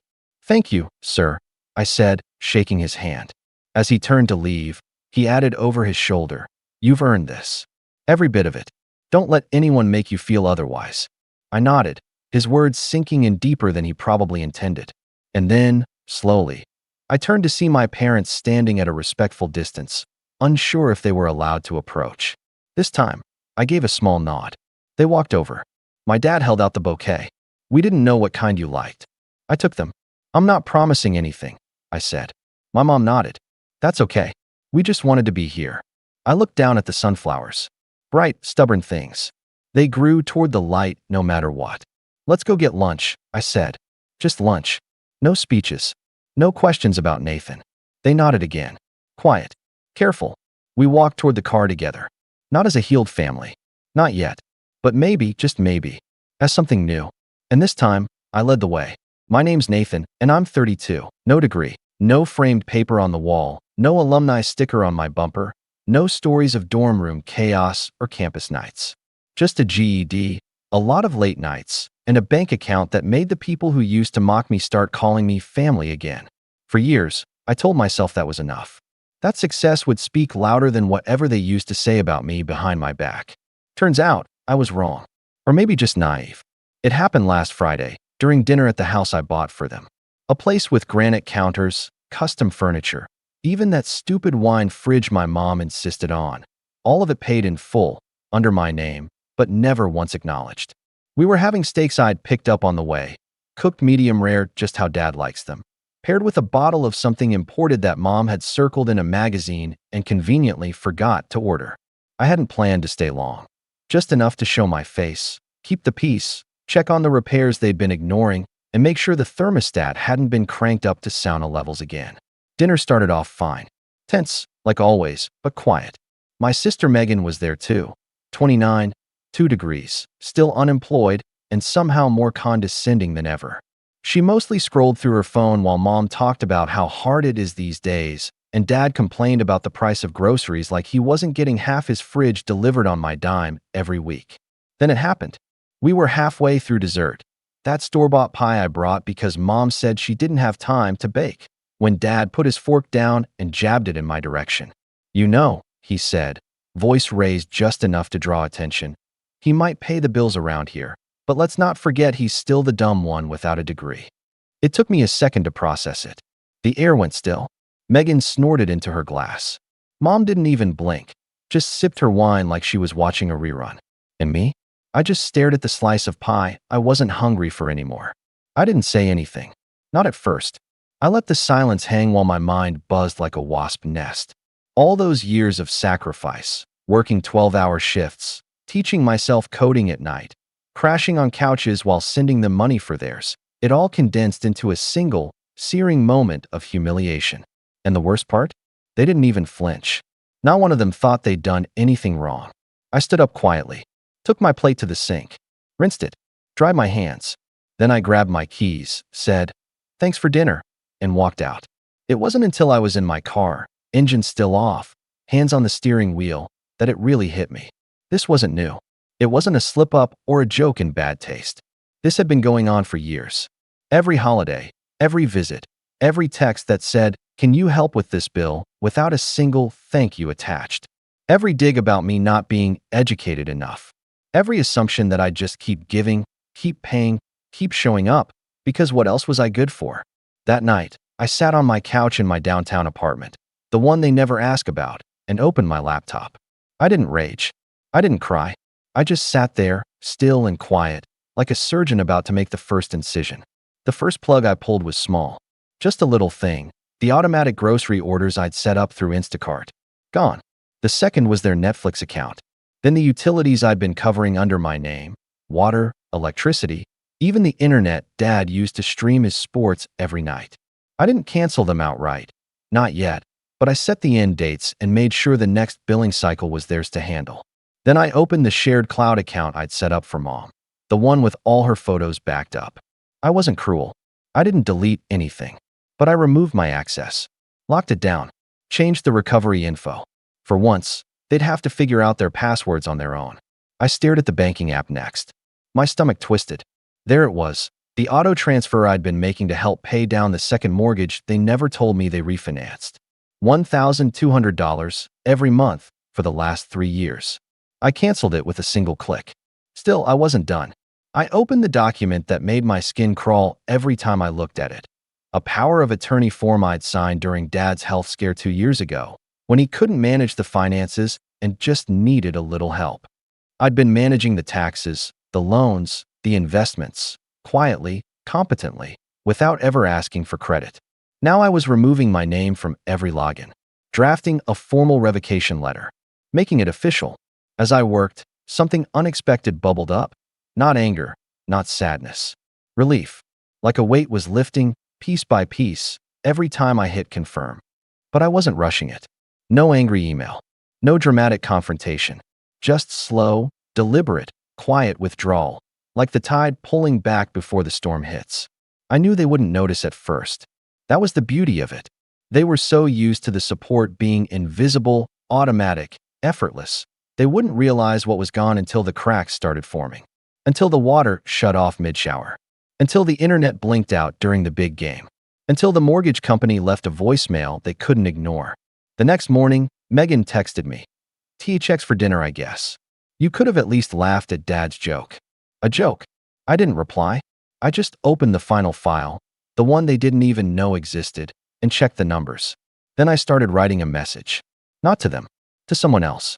And that's when the plan really started. It was a message to my lawyer, Erica, the same one who helped me incorporate my business back when I was nothing more than a freelancer with a refurbished laptop and a dream. Erica's sharp, the kind of woman who doesn't blink when a client says, I think I want to quietly dismantle a financial arrangement with my family. She's also thorough. She reminded me of every joint responsibility, every blind signature I'd given them out of trust, and every legal thread still tying me to people who saw me as a walking wallet. Are you sure you want to do this now? She asked over a late-night Zoom call. You've been cleaning up after them for years. I'm not cleaning up anymore, I said. I'm walking away, but I'm doing it clean. That next week became a checklist of quiet endings. The family phone plan. Split. I set up new lines in their names and gave them a 30-day notice, buried in the fine print of an email they'd probably ignore. The shared insurance policy? Removed myself. The spare credit card my dad had been using just in emergencies. Gone. I even flagged the auto renewals on my mom's makeup subscriptions, the ones she'd always assumed I was happy to cover. Each task came with a sense of clarity I hadn't felt in years. Not revenge, exactly. Not spite. Just the slow, methodical reclaiming of boundaries that should never have been crossed in the first place. Then came the house. Technically, it was still in my name. I'd bought it outright 5 years ago after my first big software contract. Told them it was a gift, even though I kept the deed under my LLC for liability reasons. I'd paid the taxes, the maintenance, the stupid landscaper that my dad refused to fire even after he wrecked the sprinkler system. But now, I wanted it back. I didn't want to kick them out. Not yet, but I wanted them to know it was never truly theirs. That every inch of drywall and carpet and ceiling fan had been mine. That I could sell it, lease it, bulldoze it, and plan a parking lot if I wanted to.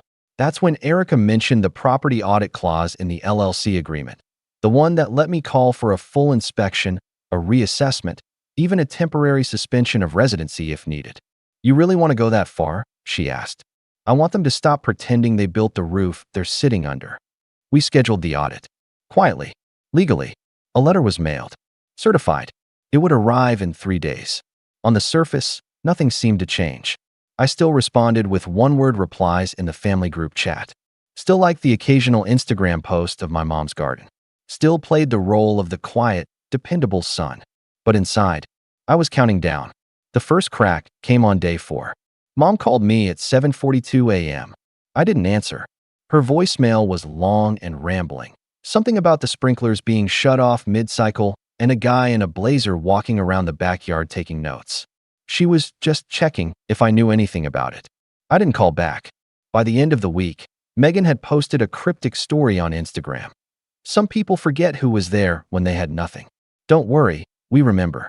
The irony made me laugh. In the dark, at 2 a.m., sipping coffee in the apartment they hadn't seen since I moved out. Then came the second call, this time from Dad. He didn't leave a voicemail, but he texted, "We need to talk." Some guy from the city was asking questions. That wasn't true. The guy wasn't from the city. He was a private inspector. I knew, because I'd hired him.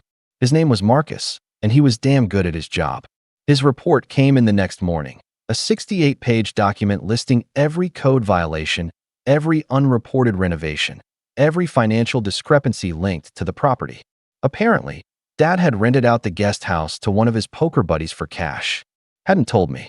Hadn't reported it, just pocketed the money and called it a favor. On my property, with my name on the liability line. That's when the gears really started turning. I drafted the next email carefully, sent it to Erica with a single line, trigger the eviction clause. Quietly. But even then, I wasn't cruel. I gave them 30 days. More than enough time to get their affairs in order, to move, to downsize, to realize that maybe, just maybe, calling me the dumb one at the dinner table wasn't worth losing the roof over their heads. Still, I didn't tell them directly. Not yet. Instead, I went about my life. Business meetings, gym sessions, dinner with friends. I even visited Megan's old campus, just for fun, walked past the buildings she used to brag about, thought about all the times she called me unqualified for not having walked those same halls. Then, on day 12, I got the email. From Mom. The subject line just said, Nathan. The body was short. No hi. No greeting, just, we got the notice. I don't understand. Why are you doing this? I stared at it for a while. My fingers hovered over the keyboard. And then I wrote the one sentence they'd never expected. Because you've mistaken my kindness for stupidity, and I'm not dumb enough to let that slide anymore. I hit send. The response came within an hour. Not from Mom. From Dad. I don't know what I expected. Maybe an apology, a reluctant admission that he'd crossed a line. Instead, it was a wall of deflection. He started with, "This is overreacting," followed by a guilt trip about family always sticking together, and then pivoted to what he thought was a trump card. "You wouldn't even have money to throw around if we hadn't raised you." I read that part twice. Then once more, just to be sure. Raised me? This man, who forgot my high school graduation because he was on a fishing trip, who once told me to get over it when I called crying after I got fired from my first job. This man thought he was entitled to credit for my success, as if his silence, his dismissiveness, and his constant undermining somehow counted as support. I didn't reply. I forwarded the email to Erica and asked her to keep all future contact through legal channels. From that moment on, I stopped playing the role of the dutiful son. I was now the legal property owner, a client, an adult with boundaries and consequences to enforce them. Things got quiet for a few days after that. Suspiciously quiet. The kind of quiet that makes your skin crawl. I could feel the tension building, like a pressure cooker waiting to blow. I knew my family. They weren't the type to go down gracefully. They'd beg, guilt trip, maybe even threaten, but apologize? Own their behavior?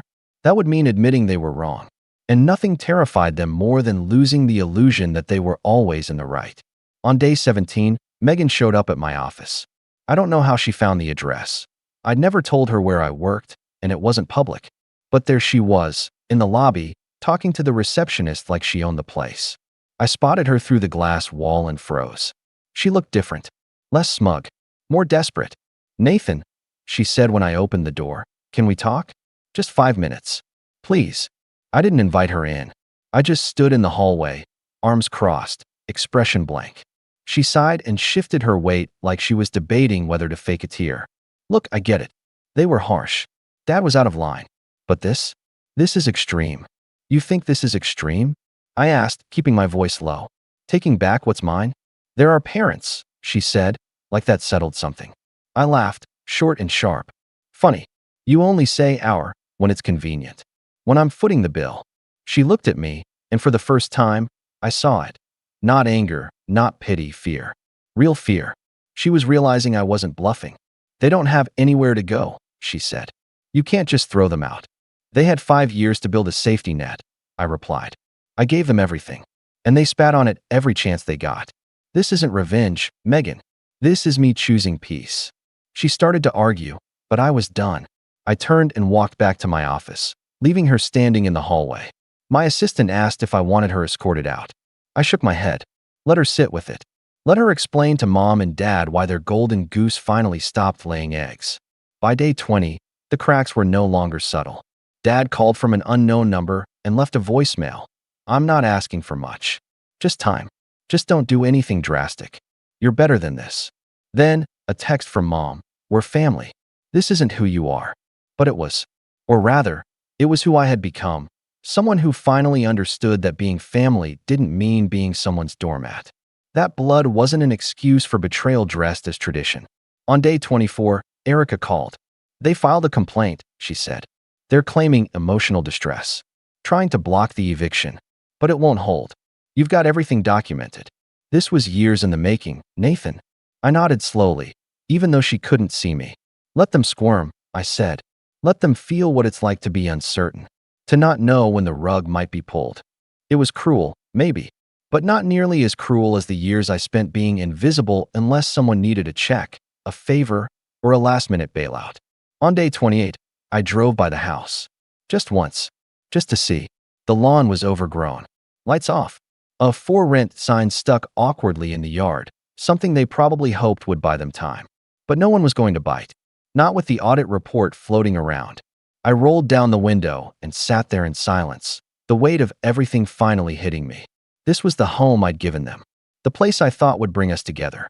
But it was never about the house, or the money, or even the lack of a degree. It was about respect, and they'd run out of it. Then, just as I was about to drive off, my phone buzzed. A new message. From Megan. The message sat there like a weight in my hand. You might want to come home. Something happened. Something bad. I read it again. Home. That word did something to me. Curled my lip, tightened my jaw. That house had stopped being home the moment they made it clear I'd never be more than a walking ATM with a blank resume. Still, I couldn't ignore it.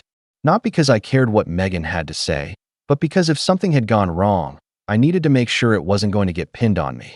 I drove in silence, headlights cutting through the dusk like a knife. My stomach churned the entire ride. Not from worry, from anticipation. A part of me, the part I'd buried under years of obligation and silence, wanted a fight. Wanted them to try and play the victims one last time so I could finally, fully, and publicly cut the cord. When I pulled up to the house, I knew something was off immediately.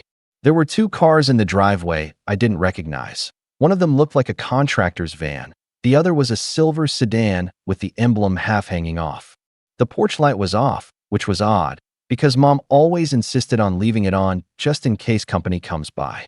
I stepped out of my car, and the warm night air felt heavier than it should have. As I got closer, I saw Megan on the front steps, arms wrapped around her knees, looking small in a way that didn't match her usual posture of smug confidence. She stood when she saw me, brushing hair from her face, and said softly, "You're not gonna believe it."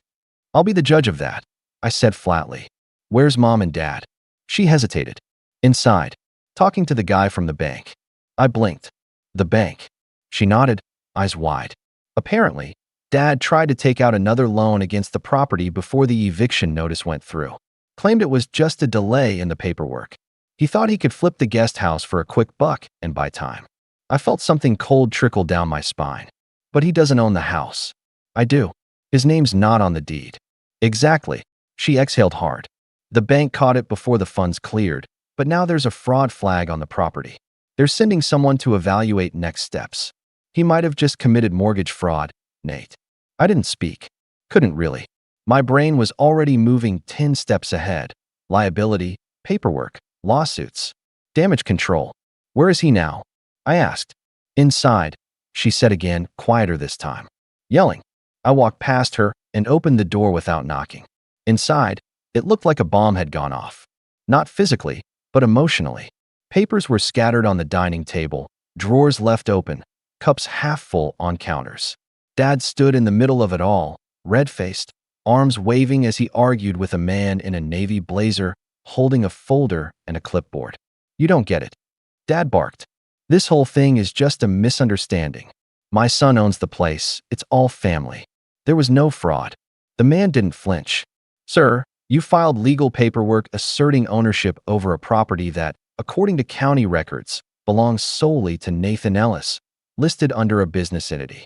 You submitted forged documentation, which I didn't forge anything. Dad snapped. I made some copies. Adjusted some dates. That's not the same. I cleared my throat, loud enough for both of them to stop. Dad turned, face drained of color. Nathan, he said, voice dropping like a stone. Good. You can explain. Tell him it's fine. We're family. I stared at him, at the man who raised me with backhanded compliments and constant reminders that I'd never be smart enough to succeed. At the man who had just risked jail time using my name to squeeze a few extra months out of the fantasy life he'd been living off my generosity. No, I said calmly. I won't be explaining anything. You're on your own. The man in the blazer gave me a respectful nod. Mr. Ellis, I assume you're aware of the attempted second mortgage application. Just found out, I replied. And I'll be consulting my attorney immediately. If there's any liability being considered here, I'll need a formal report for my records. I can get you a copy, he said, flipping open his folder. It's not pretty. Dad stepped forward, panic leaking through his tough guy veneer. Come on, Nathan. Don't do this. You know I didn't mean any harm. I just needed time. Time, I repeated. Like the years I gave you while you ridiculed me? Like the dinners where you laughed about my lack of a degree while spending the money I earned? That kind of time. Mom appeared in the hallway behind him, arms crossed, face unreadable. She didn't speak, didn't defend, just watched. Megan came in a moment later, hovering awkwardly in the entryway. For once, she had nothing sarcastic to add. No smug grin. No half-joke to break the tension. I walked to the kitchen, took in the granite counters, the glass backsplash Mom had chosen from a magazine I paid for. I opened the fridge. Empty, except for a bottle of wine and a takeout container. Not a single thank you note. Not a single reminder that this was my house. I turned back to them and said, I'll give you until the end of the week. After that, the locks change. If you're still here, I'll let the sheriff escort you out. Oh, and any legal fallout from your little loan stunt? That's yours to deal with. Dad opened his mouth, but I raised a hand. We're done here. I walked out before they could say another word, pulled the door shut behind me, and got in my car. I sat there for a minute, watching the front lights flicker on. Maybe Mom had finally moved. Maybe Megan flipped a switch on her way out. Then my phone buzzed again. This time, it was a voicemail. Not from Megan, not from Mom, but from someone I hadn't heard from in years. And when I listened to it, I realized this family drama wasn't done unraveling yet. It was my Uncle Thomas. I hadn't spoken to him in nearly a decade, not since the last family reunion, the one where he cornered me behind the grill with a paper plate in hand and muttered, "You're not like the rest of them. You know that, right?" He was Dad's older brother, the black sheep of the family before I ever earned the title myself. A mechanic who skipped college, got divorced twice, and lived in a trailer by the lake. But somehow, he'd always made more sense to me than anyone else with our last name. His message was calm, gruff, and straight to the point.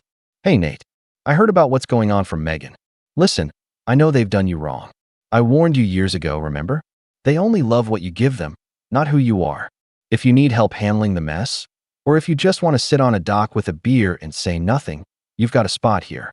They don't get to define you anymore. Let him drown in what they built.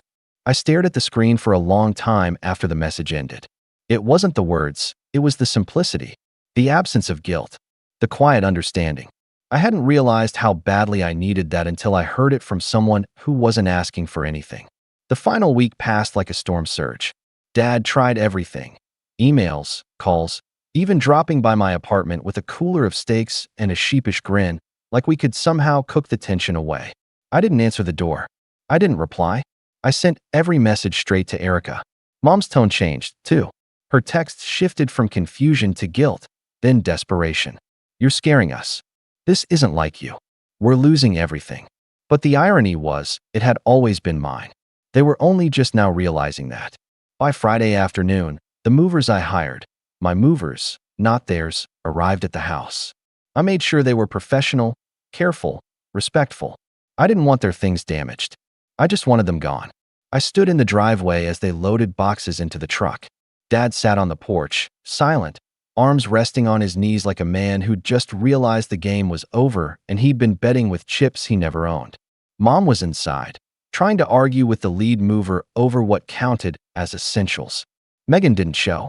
She'd stopped responding altogether after trying to borrow $5,000, just until I figure things out.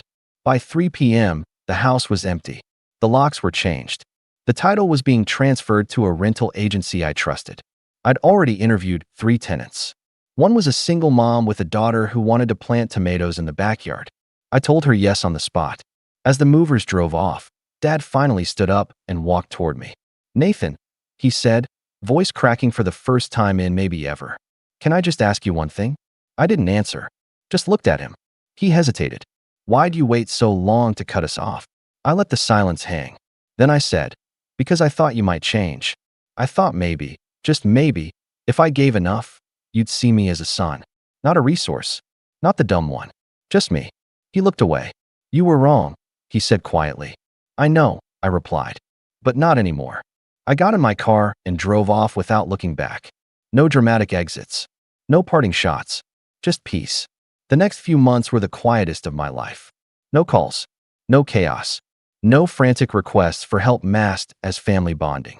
The new tenants moved in. I stopped checking the family group chat. Not that anyone had posted in it since the locks changed. The silence was strange at first, but it grew on me. And one Saturday morning, a few weeks later, I drove out to the lake. Uncle Thomas met me at the dock with 2 beers, a smirk, and a nod like no time had passed at all. We sat on that weathered bench, watching the ripples stretch across the water. You all right? He asked, cracking his can open. I nodded. I am now. And for once, for the first time in years, I wasn't lying.